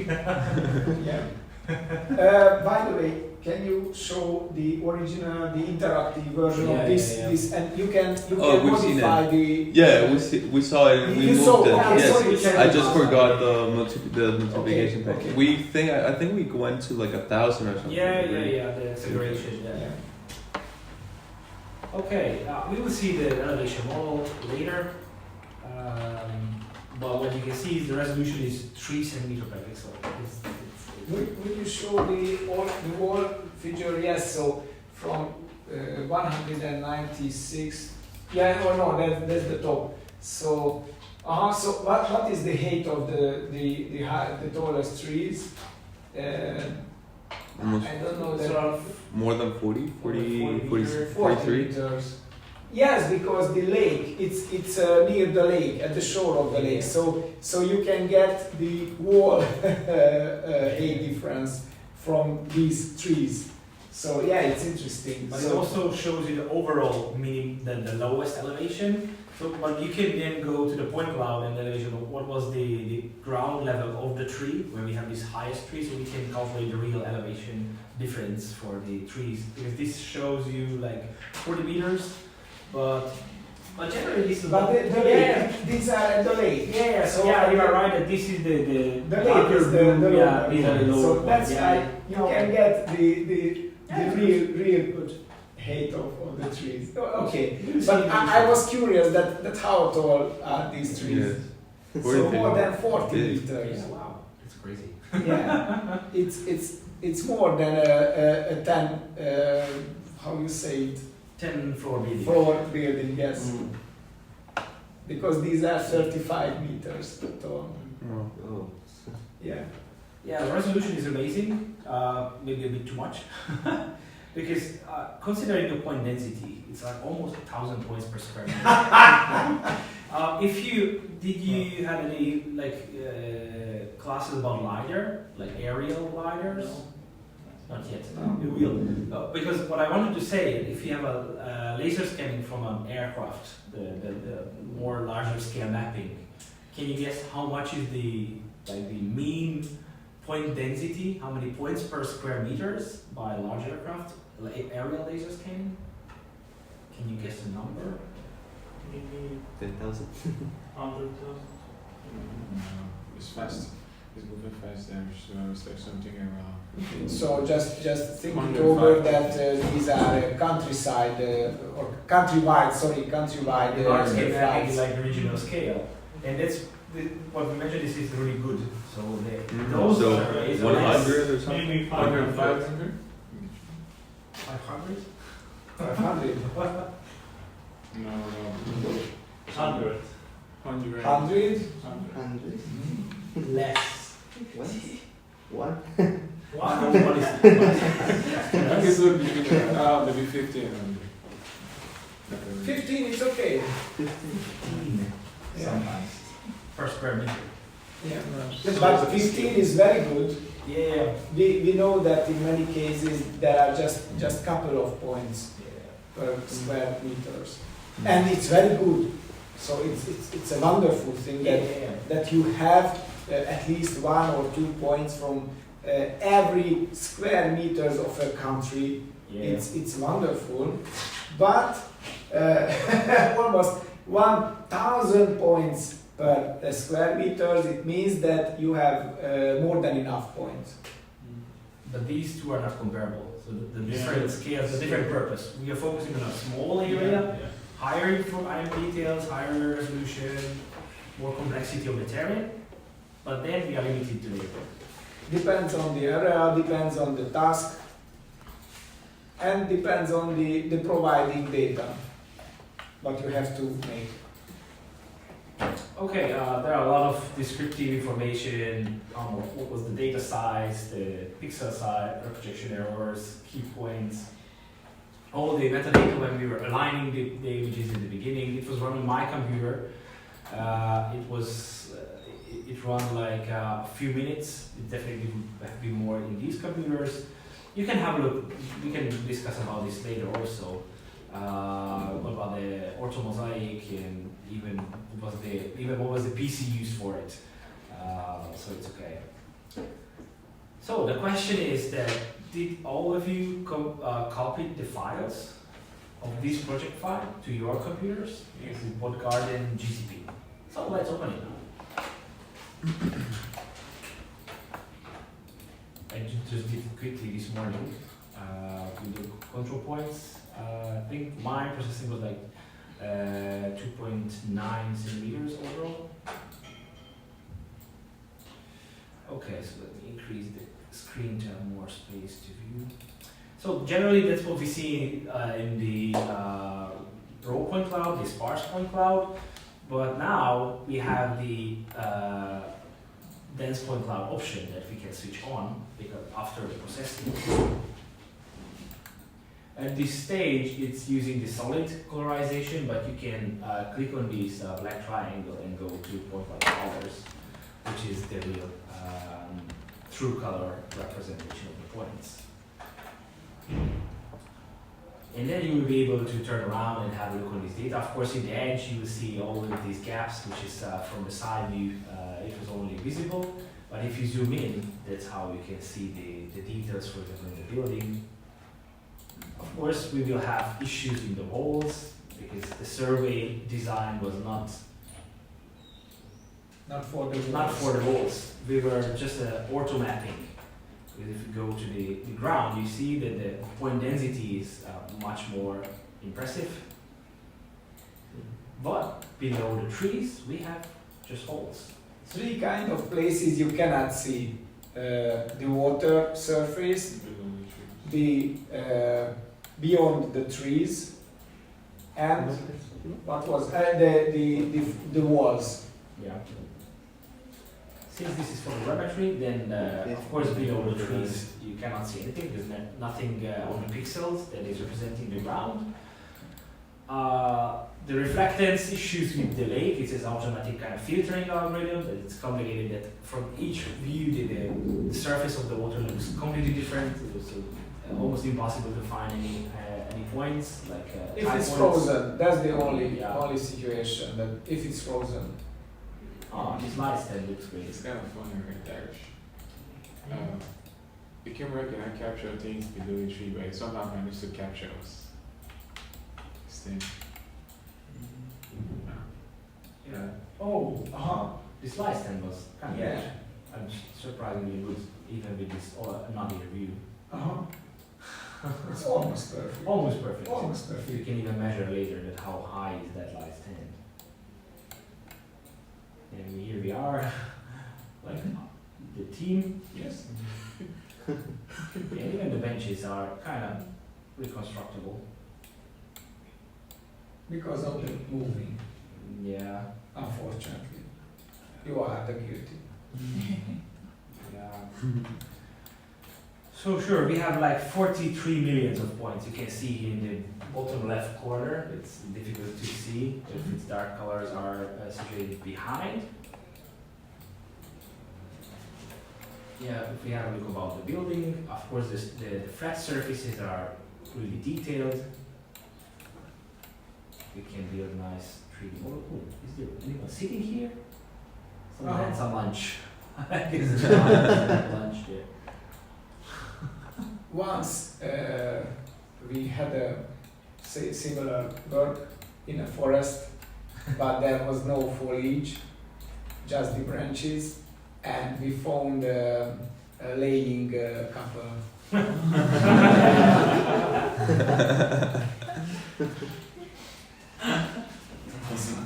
GDPR. Yeah, GDPR issues. Exactly.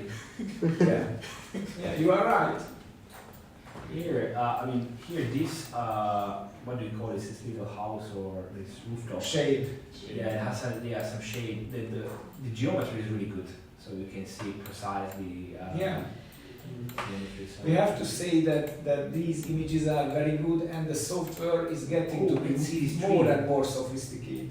I like this drone. Yeah, See yeah, this tree.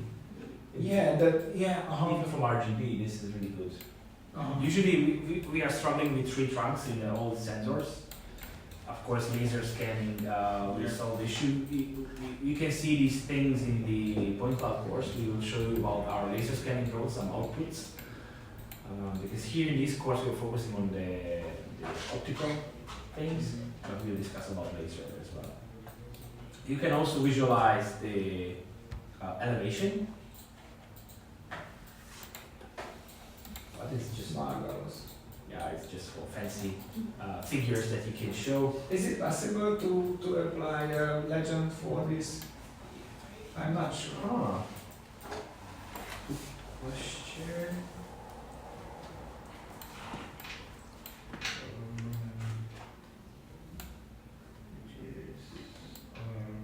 Yeah, I don't know why they are not showing. That's why I ask you, because I don't know. Sorry guys, I don't know.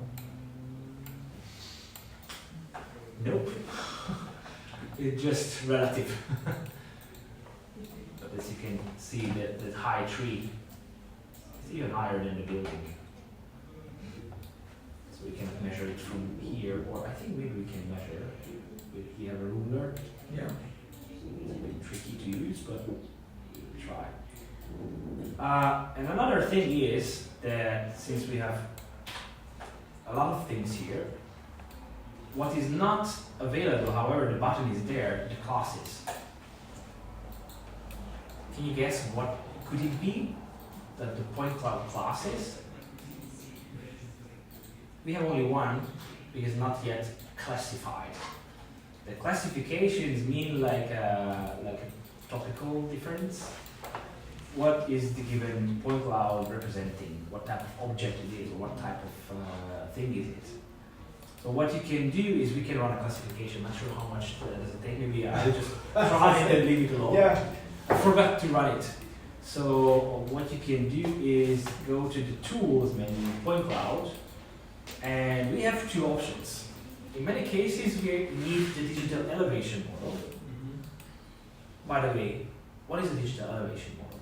And what is a digital surface model?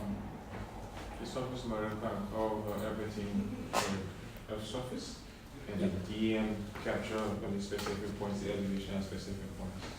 I mean, DEM is the topography. Topography and surface in Yeah. general. Because if they ask, the requirement is to build the DEM of the digital elevation model, of course we should map everything because this is necessary, but we should try to somehow remove everything else, just keep the bare ground points.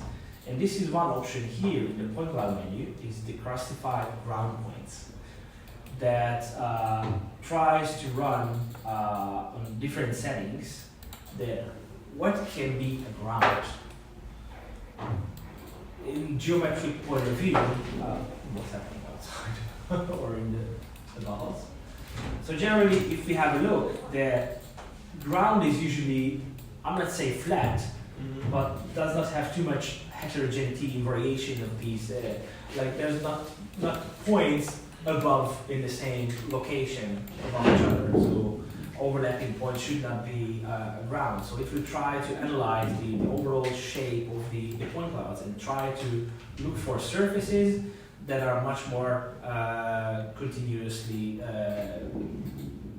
shaping a flat, or I would say like the continuous surface around the lowest points of the point cloud, because even there should be a surface here, like in the building, but generally it's above many other points in the point cloud if you have a side view. So definitely the ground must be somewhere in the bottom, but we have a tricky surface here because of the mound or the underground part of the center. So that's what try to classify and try to assign like a similarly like a reflectance value or like a scalar field to the point cloud. So if you assign like a numerical value, what is number 1, number 2, is it ground or not ground? I'm not sure if I run until we are talking how much time would it take in default settings.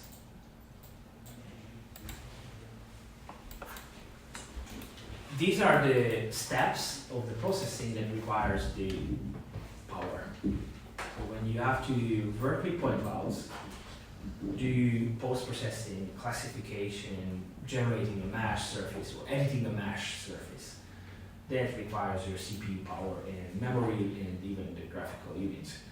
And I think this is too much for this computer. Maybe I will run in the back in my office and I will bring you the result. This would be interesting. Or you can show here if you make a connection with your computer. But I don't know the connection details at the moment. I will run it just in a moment, and then I will bring the file.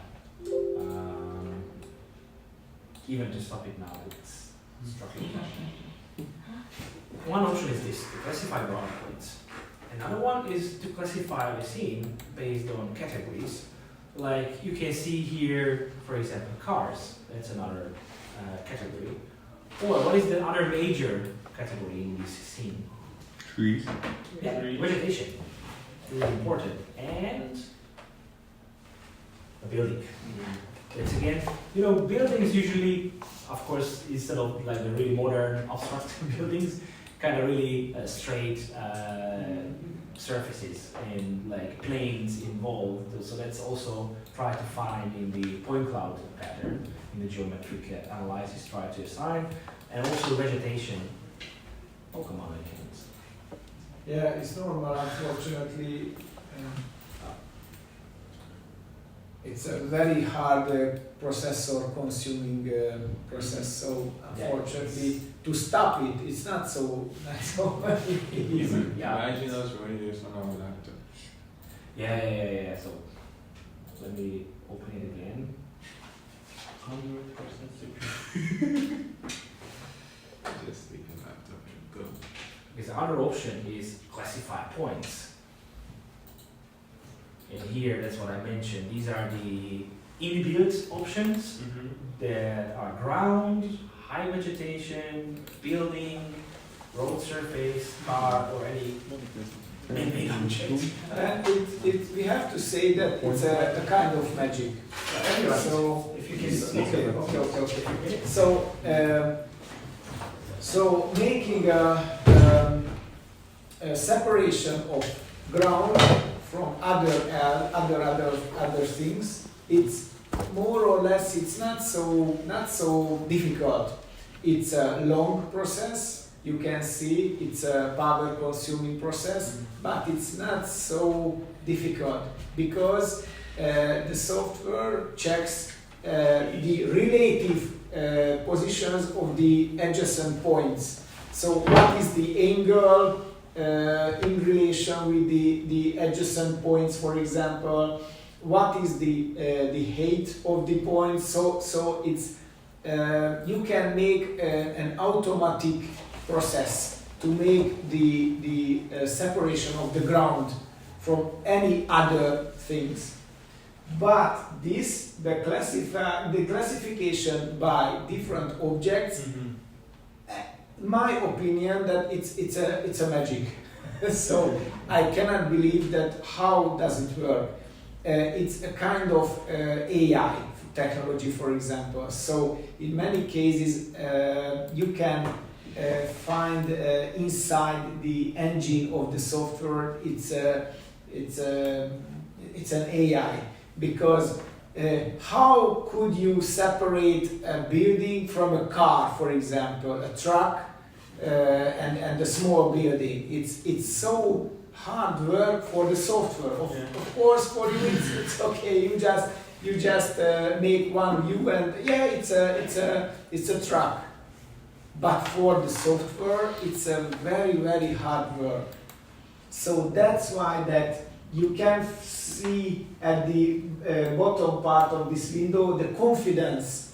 So for the result, it's very serious to know that how confident that this point is a house or a tree, a branch of the tree, or what is that. But we have to say that, for example, the definition of trees from point cloud, now it's very important. Everybody wants to get a good classification from the point of view of the trees. Why? Because it's good for the forest experts, it's good for the urban experts as well, it's good for the agriculture, it's good for everything. So that's why, do you know the Cloud Compare software? I'm not sure. Cloud Compare. It's a free, it's totally free software for, I write the name, but just for the ladies in Morocco as well. So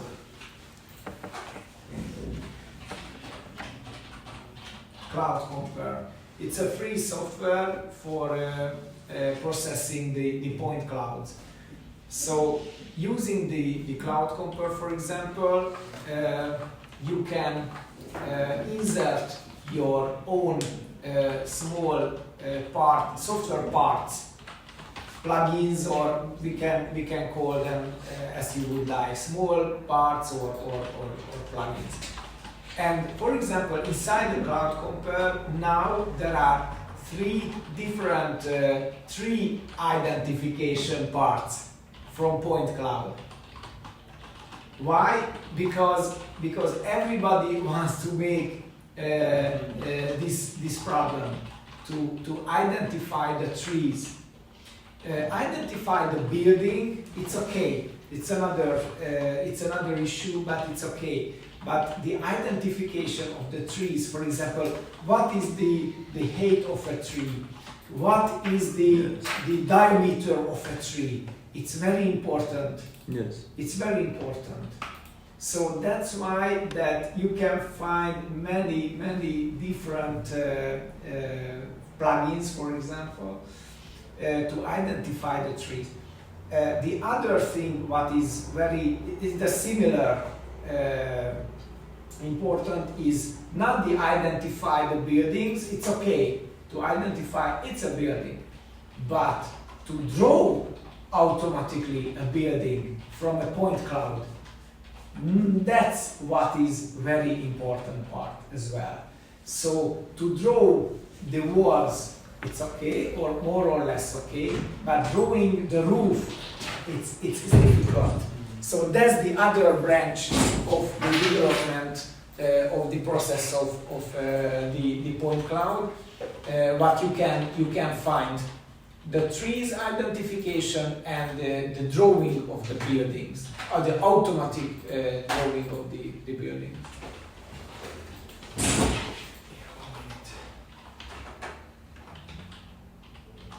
I just speak about the point cloud classification.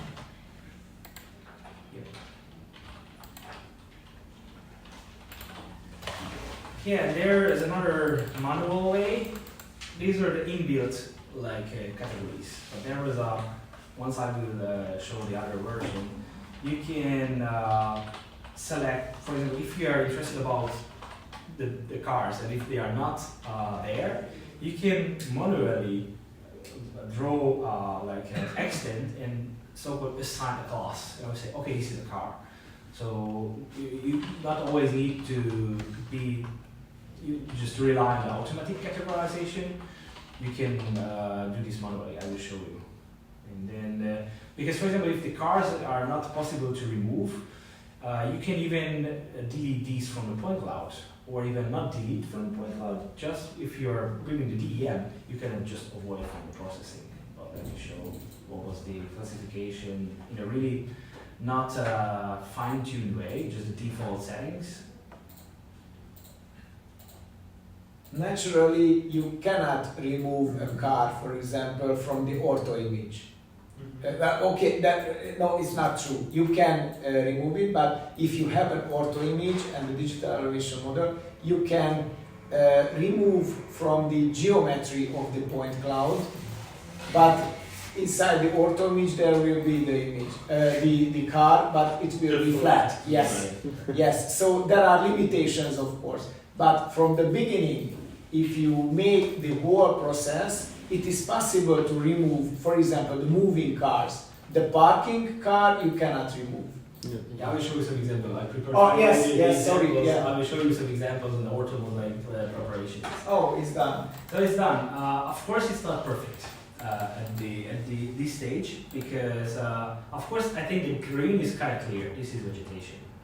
So as you see, most of them are like floating or like these high points. But the rest is a bit more mixed. For example, the brownish color are the ground, and this darker gray is like road. It somehow comes from here. This was kind of a linear feature, but also not perfect. So many things in point clouds you can do automatically or semi-automatically, but many things you have to do manually if you want to really have a precise thing. But this MetaShape is not designed for the most proper point cloud processing. That's why we use the Regal software or the Trimble software, and many things can be done in Cloud Compare, what Gabriel also mentioned. I spoke about Yeah, that's why yeah. I told her this is much more better. MetaShape is to build and do some simple processing with the point cloud, but then you have to migrate the file, the point cloud file, and then work together in another external software. As a matter of fact, if you need a whole process, you should use more software. Or one, but very expensive software. If I go here back to this, what I wanted to show you, I forgot to check that is it identified as car or not. No. No. So what can we do with this? Here there are some kind of selection tools that you can use a simple rectangle or a circle, but these are much more rigid forms, but you can use this free form selection. Again.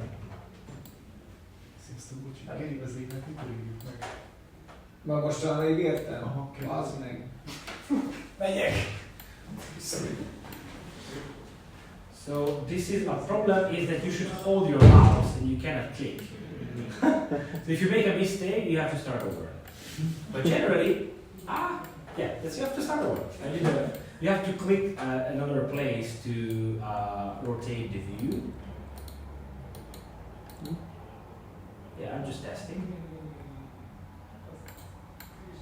And if I want to rotate, this is. I also included something. If you are not using the proper view, I also selected something from the ground. But what I can do is right click and assign class. And there are a lot of sophisticated classes from the automatic possibilities. For example, here also you can distinguish between low vegetation, medium, high vegetation, even water surface, railway, wires, transmission towers, region X, high noise, or car. So I can assign a class to have a car, and then if I go to somewhere else and then we click somewhere else, you see the other one is almost have the same color, so almost properly classified, but something happened here in this straight line. But now I have a separate class, point cloud class for the car. So you can do some manual operations as well. So this needs time to do it. I would do that in another software much more better. How did you grab the points? Sorry. Yeah, here is the selection tool. And Oh, okay. this freeform selection. Freeform, yes. Okay. Because here, the rectangle, can you draw a really professional rectangle, and the circle, it's also the same circle. It's not good for us. So that's why I still don't understand why do they not have like vectorization, like making vertices instead of this manual thing, and you have to hold like a pen of this. And anyway, so this about the point cloud. And what you can do on this, undo this section. Here in the workspace now, you have everything that processed. That even all the markers and all the images. And here the point cloud. You can have a look at how many points you have, what quality was the mode you did, and even how many points are assigned to the given categories. And what is the size? Like generally, like the overall point cloud is like 8 gigabytes or something. And what you can do is right click on this point cloud and export point cloud. So that we can do, but this we are not doing in this course. We are just preparing them. But here when you export, you can select a lot of point cloud files like LAS, LAZ, E57, or simply TXTs, but you know, millions of points in TXT file, it's a nightmare, so not in this case. But there are a lot of potentials how do you export a point cloud and then migrate it to another point cloud processing software. Okay, since the time is running, what I want to show you is the next step about the next thing, DEM. So here the MetaShape also tries to give you an interpolation. So instead of just the points, we have a top view with all the features. Here it's trying to interpolate, but as you can see, it's not so smoothed. So we have, it's not perfect surface, and also have issues here in this, what do you call this? Kind of lookup thing. But here in the pavement, it looks more fine, and this ground is much more smoothed. There can be levels how much you do the filtering.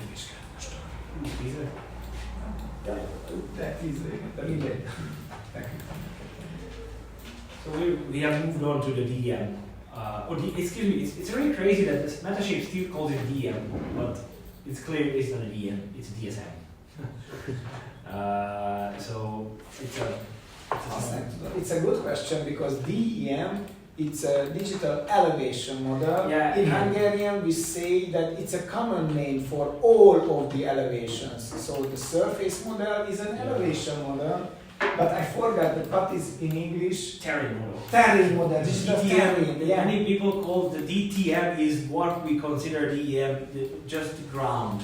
That's why they name it terrain and surface. So in English, in many cases, DEM is a collective term. Yes, yes, It yes. includes anything that has digital elevation information like coordinates and, as I said earlier, in building a model. But then that's how they split DSM and DTM. But it's sometimes confusing. Some people use it this way, some people not. So you have to always discuss so what we are considering actually. Is it really elevation or is it really a terrain? Is it because ground? What is that? Yes, that's what That's the shape. yeah, the shade. But the different like the sign it's Good. from that 45 degree, I don't know how much, it's completely shaded, like hiding it. It also has some external points at the edge and it tries to fit a surface. So in this interpolation, of course, it will be not good. So we must clip this later in a GIS software by a shapefile mask or something. But the details are good compared to a laser scanning where we would have only just a few points on the surface. Here also even these features are really identifiable. Unfortunately, inside the shades, for example, behind the walls, for example, yes, yeah, between the two parts of the building. Yeah. Yes, yes, unfortunately. So if you need more details, you have to think about the shades, the shadow, that you need more sophisticated images, not enhancing the details, but enhancing the number of the images at that sides or these parts of the building. You cannot see what is the bottom. Because everything is floating and empty, so that's why it's struggling a lot. Okay. And let's go for the orthomosaic. As you can see, this is much more high resolution. You can even see what was the guy doing. And is it a true orthophotomosaic? You remember what does it mean, true ortho image or true orthomosaic? We spoke about it. Even I remember last week we spoke about it. Actually, the orthomosaic isn't the kind of that view, but about the true, I don't know. Maybe true just RGB. The direction? No. It's just about the geometry. The mosaic is to make it flat. Yeah, I mean both. Kind of. An orthomosaic and a true orthomosaic. Could be a difference. It's a tricky. Can you switch to the Google Earth, Yeah. the campus, or just Google Maps? Yes, it's okay. Yeah. And the main building or N- yeah, it's not perfect. perfect. The angle. Is it true ortho or not? No, Not Not. because of you. because of the perspective. Tilting in perspective view. Yeah. But then what we have here, Yeah, it's plan form. Everything like in a geodetic plan. Okay. Everything looks from above, precisely from above. Yes. No tilting buildings, even the cars, perfectly from above. Of course, here also this one. The trees are tricky, but generally all the trees looking the same. I mean, not tilting too much. But It's very good. some of the trees can, if coming back to the topic that if we did not have enough overlapping images of the trees, then it will be tricky to undistort these. Even the lake is not that bad from the ortho image.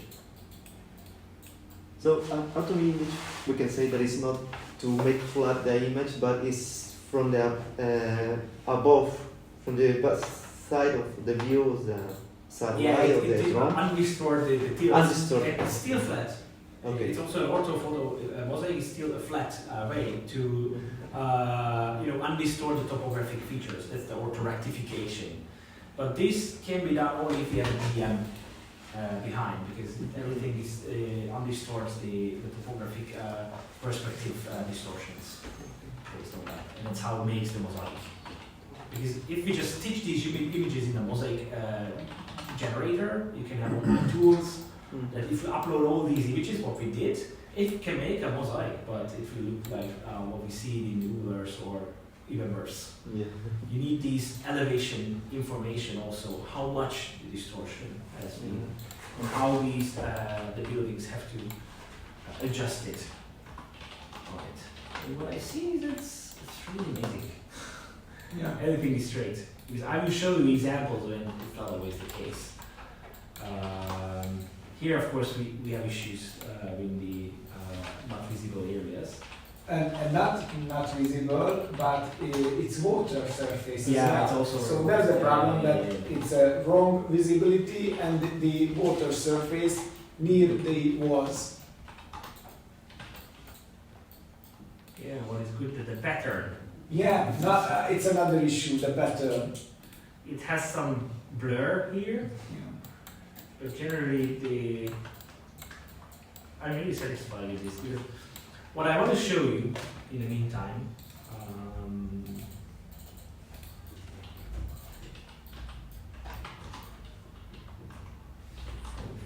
of our previous works, maybe I will enlarge a bit these. Can you identify an issue? Yeah. The colorness. Mm. They are not building a straight line. However, it was a straight line. Oh. And after it, it's not here. What I wanted to show is that we should also do some corrections here. Can you see? Another issue. Mhm. Bad sensor, bad image quality, bad light conditions, and we have to do something. What was the other? Where is that? There you are. Of lens. Another corrections that we have to do sometimes. There was a car, was captured only in one image, and it was not able to reconstruct the whole car structure. No car. Because it was moving, fortunately. If it's moving, I will show you some images on this processing tools on what we can do with this. Yeah, another issue in the top. You see again, not make linear feature, but after correction, they are.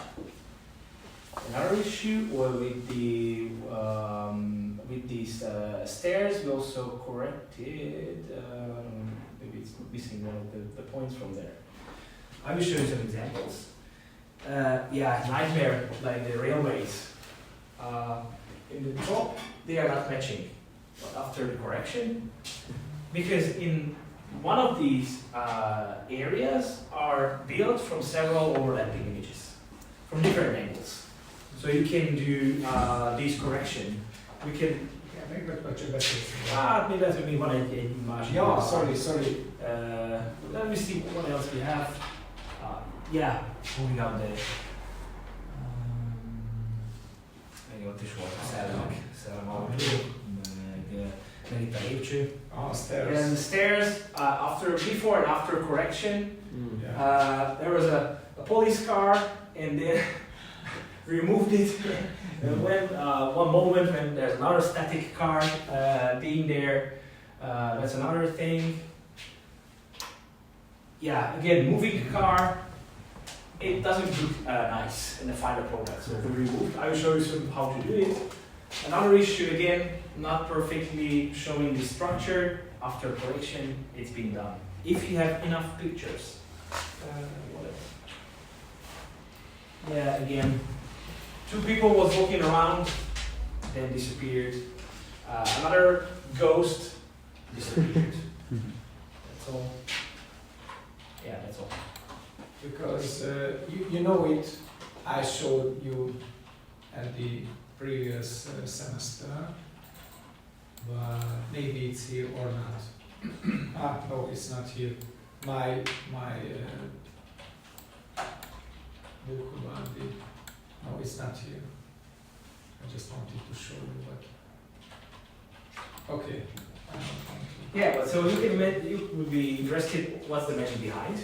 And what I've seen just here, there's someone walking. Or I guess this person was walking there. So how to remove this person? You can open your project file. This is in front of this building. Can you zoom into this person? In your double click on the orthomosaic first, and then zoom to this person. Yeah, what we should do is to draw a polygon. Here we have this tool next to the selection here, and here you can use a polygon. Like draw a polygon. Because we should specify what is the section within the orthomosaic that we have to replace from another image potentially. Because we are not sure how the algorithm is building the mosaic, because as you see, most of the areas are covered by more than 9 images, so how it's selecting those which is the most suitable. So when you have this draw polygon, what I would suggest to draw like this, not just around the person.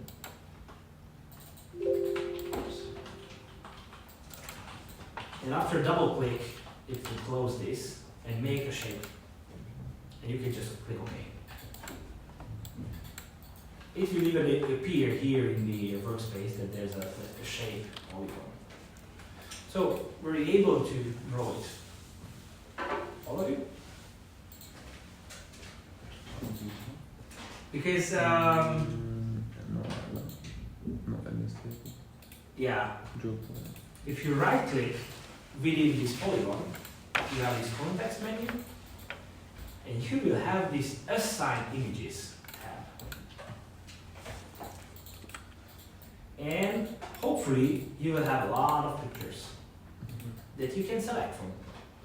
Those are the pictures that cover this given small area.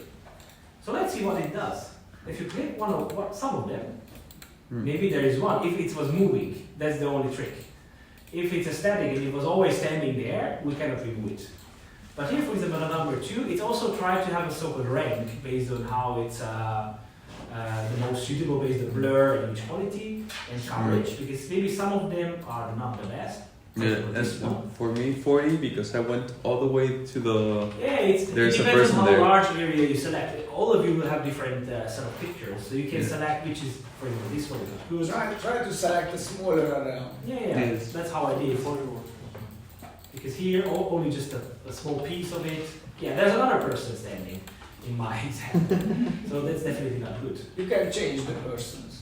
Yeah. One to another one. And also you can click here allow multiple selection, so you can combine more images. Like let me see, for me this is okay, this was also okay. There's a lag. This is too blurry, not good. This is also not good. Let's click that.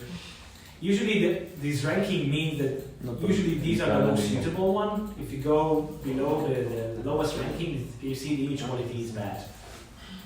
It was visible from somewhere far. So I selected only 2. So take your time, select the more proper things for yourself.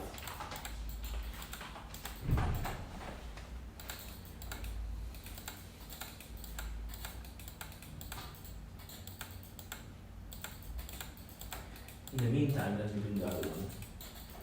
Csak hogy én maguk üljenek elő a... Ezt akartam megmutatni, mert nekem a jegyzetemben nem lesz, hanem a 481-es, hogy melyik a párás körös. És az annyira szar lett, de a kitűnően be lehet mutatni.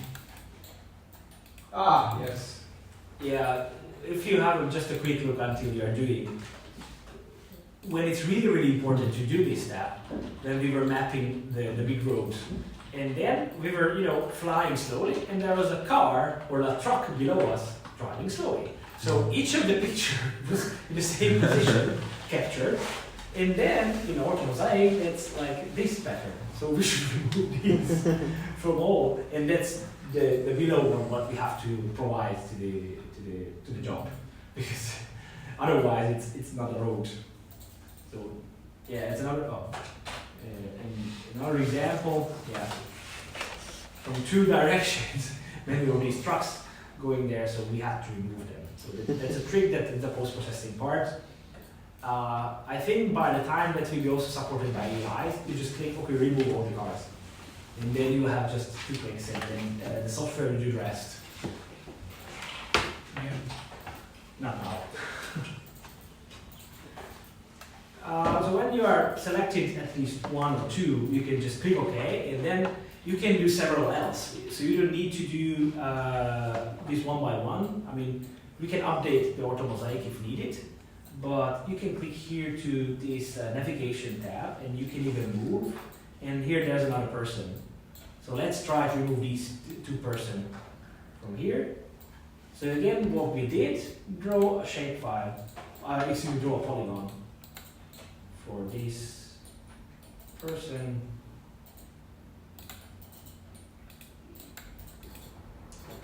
In a similar way.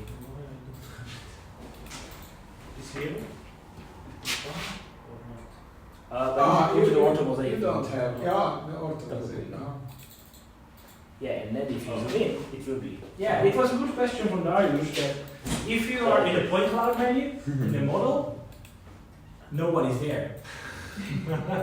Because it's the internal like filtering algorithm, remove them.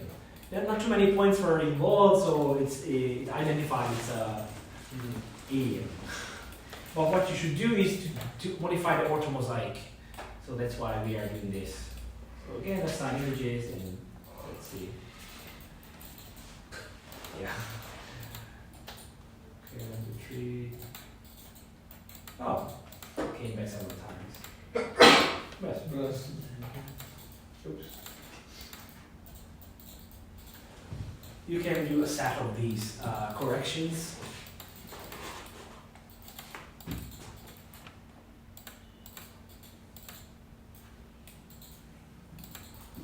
I'm working this stuff. Keep on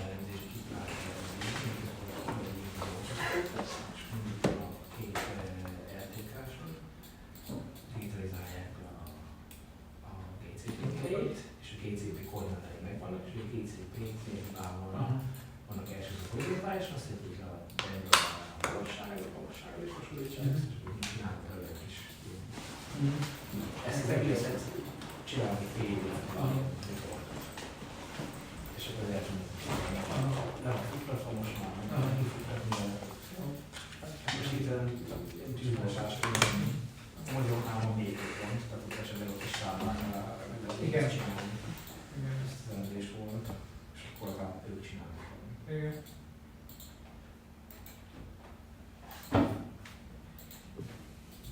So, when you are ready, more or less, we'll have these menu called tools and orthomosaic, and there's this sort of update orthomosaic field based on what we do. Because we replace those images, we assign new images to those areas. So let's click update orthomosaic. It will take a few seconds, hopefully not too much.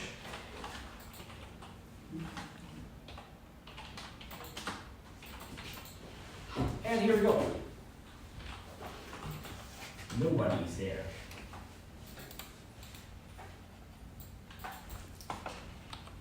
How about you? Is it progressing? It's finished. So in our project file, the orthomosaic is updated. That's how we can even do, but I think it's enough for the practice. There can be, again, many other things to be done, but we can migrate these files to GIS software and then work with this orthomosaic as well, and also with the DSM.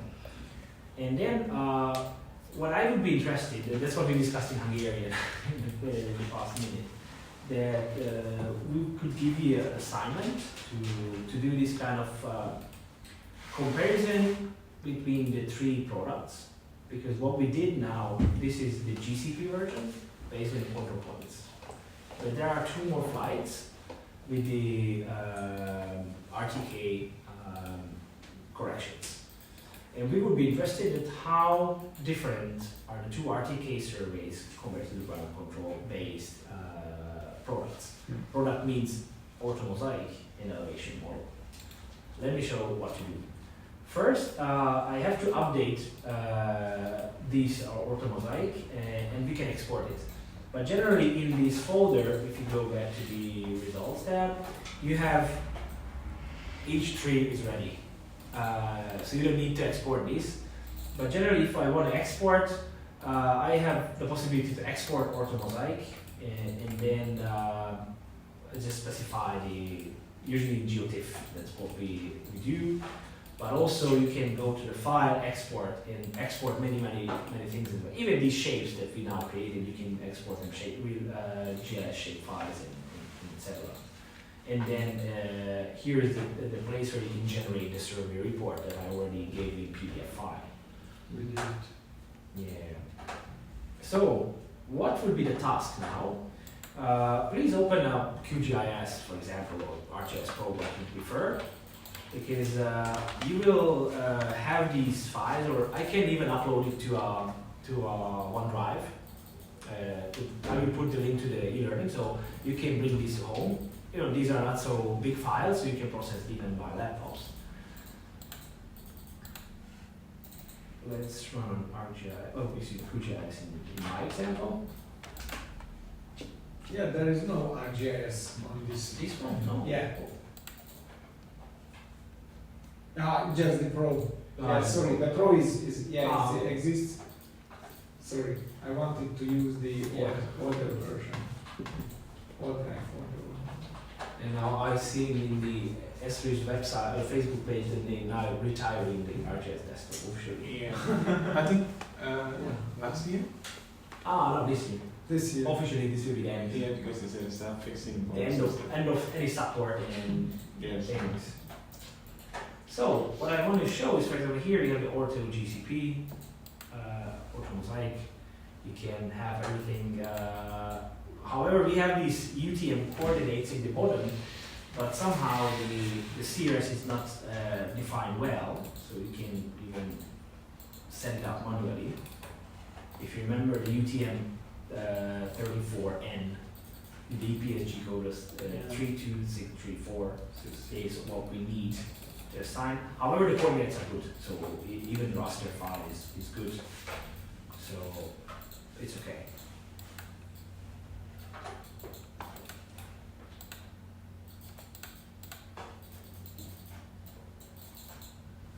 And we see the control points, right? Yeah. So these can serve as a comparison, only based on 6 points of what we have, so this will be a really simple task. And how would you compare? If we just talking like, here are these outputs, one is from GCPs, 2 more is from RTKs. How would you quantitatively compare the 3, because let me load both. You see, we have some differences. It's interesting.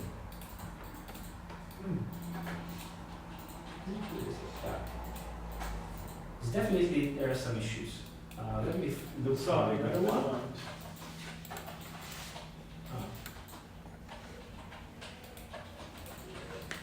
You see, there is some shape. How can you compare that? Based on this orthomosaic photo, we got the coordinate and we compare with the with the Emily, the one we studied. Good. And I will also share the CSV because this will be used in the meta shape to provide the control points. So what you can even do, you can even create a shape file from it. Yeah. Right? Do you familiar how to do it in QGIS or Yeah. maybe Marcelo, are you? How to make a shape file from a CSV?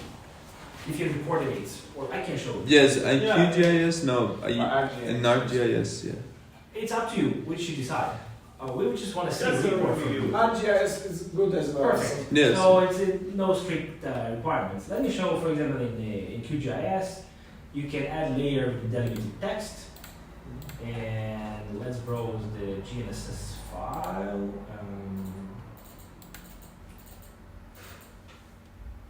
GNSS file, IPv6, yeah. It's like custom delimiter. Because now you can split without the CSV. It's not a CSV, so it cannot distinguish between the columns. If you go to custom delimiter, and in this case it's a tab delimited text folder, text file, you have now the proper columns. Also, the first record has field names, perfect. What we have to take care that we want to use not the WGS84 coordinates, which are also involved in this file. We want to rely on the UTM coordinates. So you should properly select the X and epsilon fields, because automatically it finds the longitude and longitude, called columns. But we want to use the easting and northing, which contains the UTM coordinates. So here I would go for the easting as the X field and northing as the epsilon field. And here we also have to carefully select UTM coordinates as a CRS, easting without GSD4. Sorry, I got a little lost. We're doing CSV to a shapefile. We just want to plot in a vector point shape. And specifically, which CSV? Maybe, I don't know where did you download it last week, because we have, actually it's in the GNSS folder, in this network folder, UAV mapping GNSS. But what I did, I created a GNSS final TXT file, but you can use the original CSV as well. Yes. That contains the coordinates. It's up to you which you prefer. Okay, perfect. Thank you. And then I just want to plot. Let's see how it goes. Let me push it up. And then we change the symbology for a bit more. Oh, maybe it's more visible. So here actually we see some issues. What we see is the RTK based. It's interesting. This is in the top. Let's see this one. Oh, It's perfect, almost. But if I go back to the previous, because that was definitely a shift. And if this is the embedded base, this is shifted in another way, and this is the GCP way. This is probably those error that we already seen in the control points. If you remember, some of them were even 5 centimeter error. So you can check how much difference. the GCP one was problematic. Yeah, that's. Yeah, oh yeah, I see. Can you see? Even in this control point one. If you want to measure, like even in centimeters, that's probably 8 centimeters. Yeah, it's high. It's quite high, more or less. Maybe the RTK was the problem, because that was the first point, the first measurement with the GPS, the RTK GPS, and maybe it was not enough satellites, or I don't know, but I believe that was the problem, that the measurement of this point. Also, since I decreased the image resolution to 3 centimeters, but it seems more, it's difficult to, where is the center? Yeah. Well, it's up to you that what is the center Yeah. from the point of view of yours. Yeah, or what I would maybe imagine if you just use the coordinates, because is not use the orthophoto, just use the GNSS as we discussed, and then, as Gary mentioned, it's up to you how you, how far you drag your mouse. Because if I think this is the center, but maybe I move a little bit, it's even 3 centimeters, so it's difficult. You need a really more suitable control points for these kind of accuracy assessment if you go below the centimeter level. So what you can do, for example, make new shape files for the control point centers, like centroids. Like this is the GNSS points, but here you can make a new shape file when you manually digitize what you consider the center. So there will be 2 points, and you can measure the distance. How much was the horizontal distance at each of the six points on the RTK version and the embedded RTK version, compared to the control point positions. That was measured by the GNSS receiver. How about the vertical things? Elevation values. Because this, what we are now measuring, is how is the shift in horizontal directions, like the new poke. So how about that? We should use them. Yes, very good. So if I bring the DSM, there's no, yep. We have this. Yeah, let's switch off. What we can do is, we cannot visually click anything, but we can extract what is the elevation value at that given point. So for example, if I use the identifier button here, and if I click here, and not current layer, but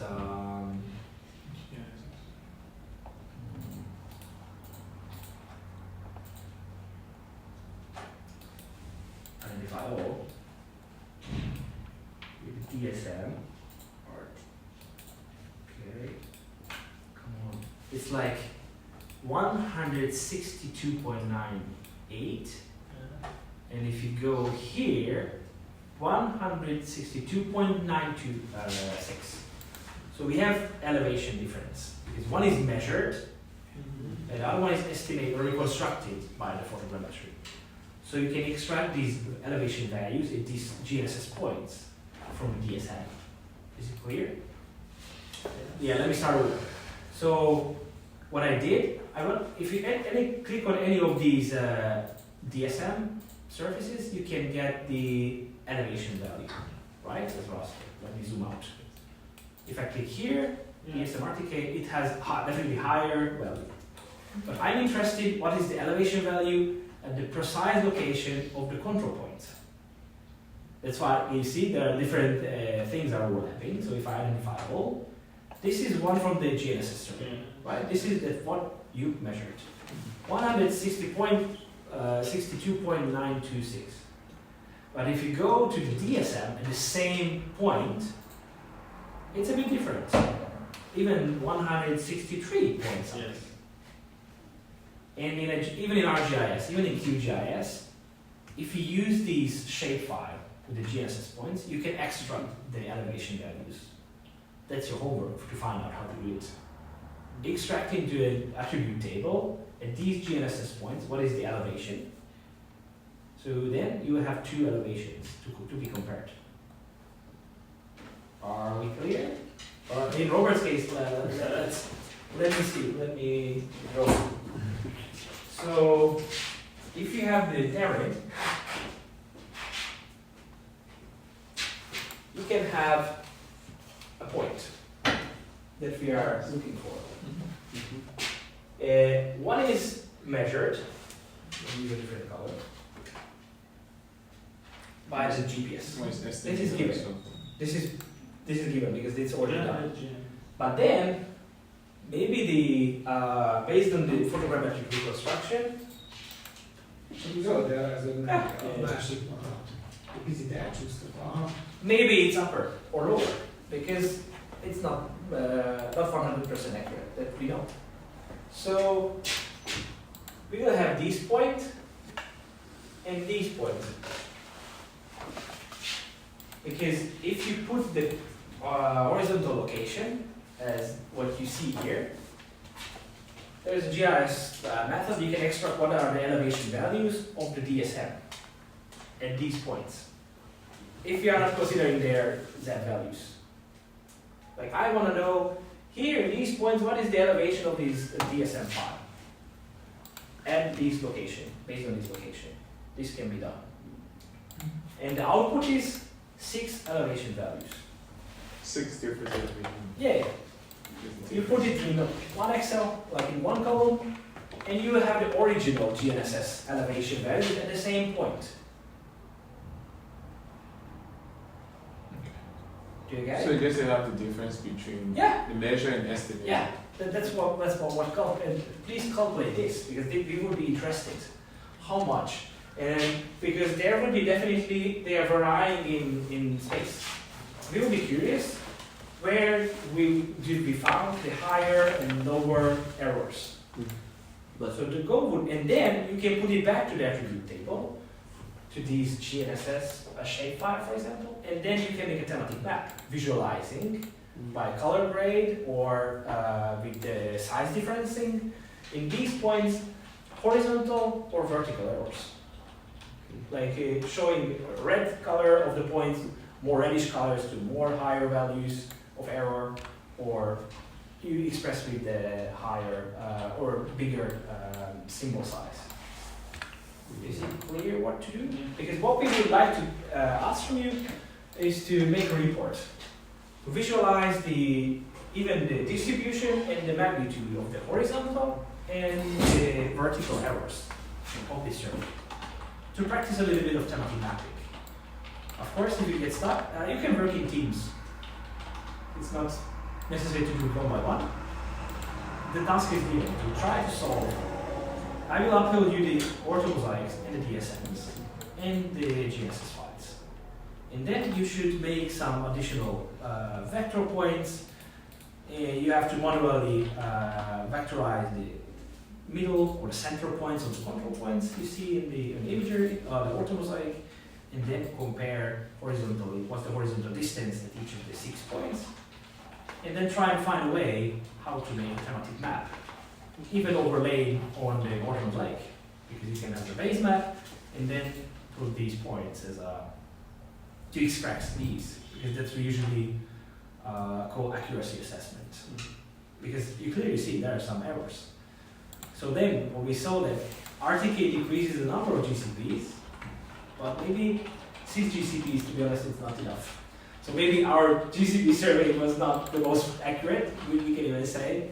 We don't know at this stage because we don't have any other data to prove which answer is correct or not. We should make Extra, so yeah. extra It's GCP. kind of like that report you mean based on the shape and based on the color of error.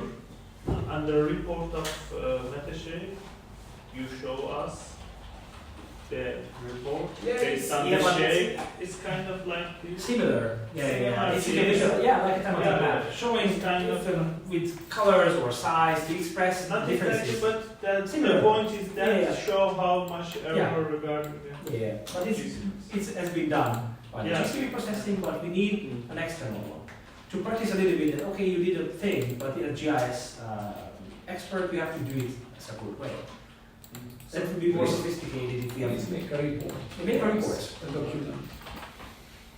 If you can turn these into a text, like what I will also upload you the reports that okay, there was a aerial survey in the given area, how large was it, what was the flight altitude, so make like a text-based report. Yeah. What drone was used, what was the survey mode. We will be curious, how do you remember? And you can also work in teams, we are fine with it. Make an explanation. Yeah. Yes. Yeah, the deadline. The deadline, since Marcello needs a mark In a week. So for you, it's a bit earlier. It's okay. By, I don't know, by Monday. Yeah, it's okay. Monday is perfect, yeah. But for the rest, maybe the end of next week. That's the latest. Because it's a practical grade also, so we have to close practical grades. It's a little bit shift, but Can you make it? We hope so. Okay, guys. yeah, of course. Unfortunately, this course can be even in 2 semesters because there are a lot of things to do, and we always still trying to find our way. What could be the best content? And unfortunately, the spring semester also brought some holidays and some missing classes. So unfortunately, we were able to fit it into this schedule. It could be just one report for everything, right? Or horizontally and vertically, or is Split, one report? please. Horizontal and vertical, please. 2 reports separately. At least 2 maps. You can have One one PDF yeah, report, 2 but maps. 2 maps, please. Okay. Any questions? Okay, guys. Yeah, and there will be the theoretical test that the exam period. Well, it's up to you when you prefer to do it. Of course, Marcelo will be. What we discuss, we maybe have a discussion with Gerge as an oral exam next Monday or Tuesday. What would you prefer? Monday. Yeah. So we can discuss after the class about it, but it's already uploaded in the e-learning page. What are the chapters from the book, and maybe from Gerge's also Gerge's book or it's like a material. So we can discuss after also with you. Maybe I can have a look at the e-learning page. During the exam period, Yeah. June, I'm actually So how long are you here? actually from 1st of June, maybe till end So you should do it earlier. yeah. Yeah, so that's what we did last time. That was from the environmental science book. It's not the whole book you need. It's about remote sensing platforms, operational, flight settings, geofencing, and some generation of them products. Maybe Gerge can tell about. You have also your book here. This basis of information. Yes. So it's up to you what would you involve from this. We can discuss this. But generally, you are familiar already, right? Yes, yes, yes. You know it. Except of Marcelo, but the rest is familiar with this material. Yeah. It's a very short overview. And there's another one that I provide for you. It's this book, and then that's why I specified these chapters that that is required. Which pages? You can see some of them is 2 pages, so it's not a. This is about platforms, and one more. It's about it's more detail about the georeferencing, the direct indirect georeferencing that we already covered in our lecture about the GNSS systems and etc. It's not good, not new for you. Yeah. So however, this is a long book of 500 pages, but I selected you only those that are from the theoretical part.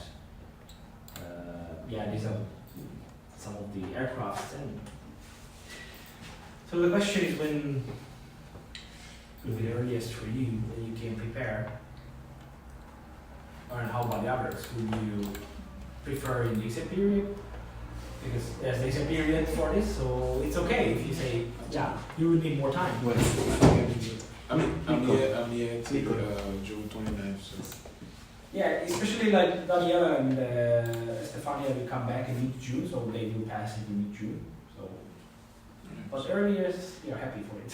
Yeah, they are really better. We can offer some. Are they with us now? Yeah, are you ladies still with us? Yes, they're here. Ah, thank you.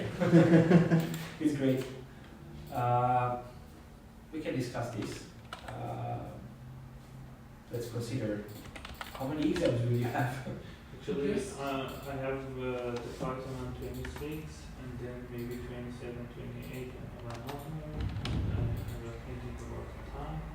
Yeah, so you should consider because this needs preparations. Technical. Yeah, this is another exam that we have to pass. Yes, so you should be very intensive for you. Generally, several days would be needed to one exam. Yeah, but let's keep in touch. Yeah. For Marcelo, that will be on next week because he has to have a grade before. Okay. Even deadline. What time on Monday, Marcelo? What would be suitable for you? Maybe 11 11? a.m. I will be alone. Is that true? Yeah, because I have a conference for the PhD students. So on Monday 11. Okay, perfect. Please don't. Yeah. If I'm not here, just tell to my colleagues to call me. Okay. Okay, but I will be here. Yes. 11.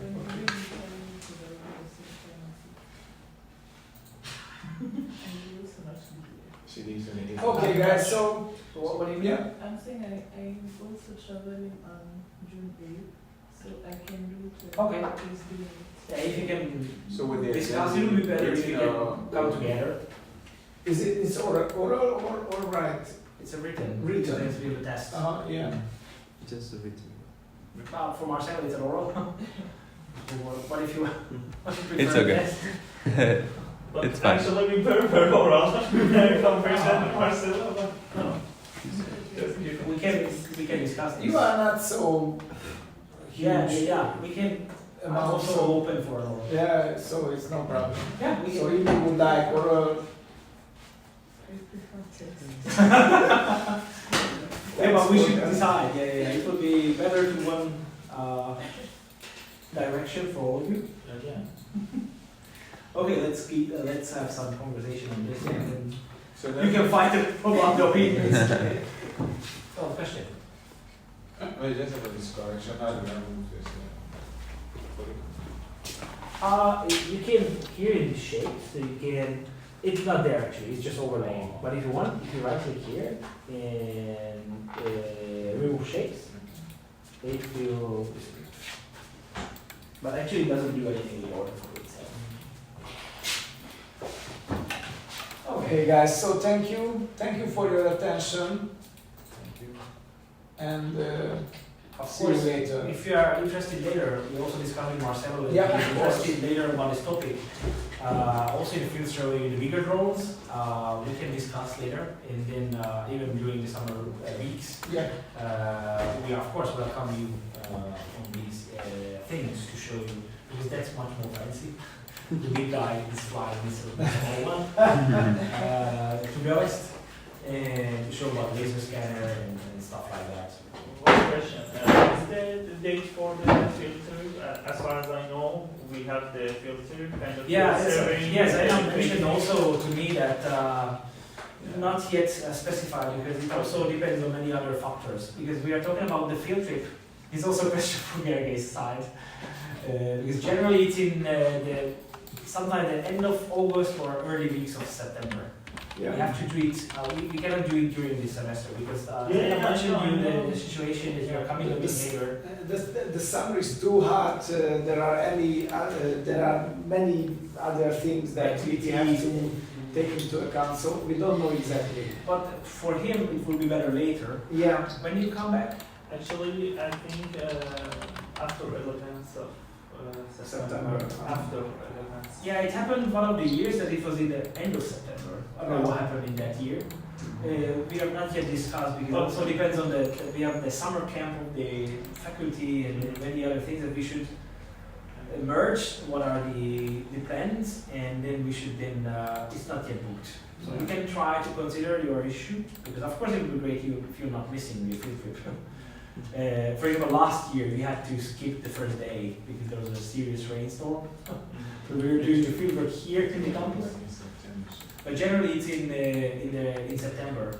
It's an obligatory annual field trip. It's also it will be a course, so you will enroll as an actual course, where we are going with our Hungarian bachelor students who are specialized in GIS. And we usually traveling, so 3 days in 3 different locations to do surveying, data collection. Sometimes they focus on soil erosion. Last year we have to do maybe do 3 cadasters and building mapping because of the rain. And we usually have a shuttle bus for it, so we have accommodation for it. So we'll spend 2 nights away. It's fun. And then in the last day, because usually it's a 4-day event from Monday to Thursday, and Thursday is some kind of data processing to have a brief look. What about the drone data we had? What did we collect? What we can do with this? Do some in-room session to have an overview on 3 days. So 3 days out and 1 inside. That's usually the. So when are you coming back? August 15. Oh, it's okay. It's okay. Yeah, coming back, I think. Second week in September or something. Okay, it's good that we discuss. Because of the time. Yeah, because it's okay. Of course, we are also traveling in the summer. That's also a problem to organize in the summer. So we should try to find the best solution for this. We can try to.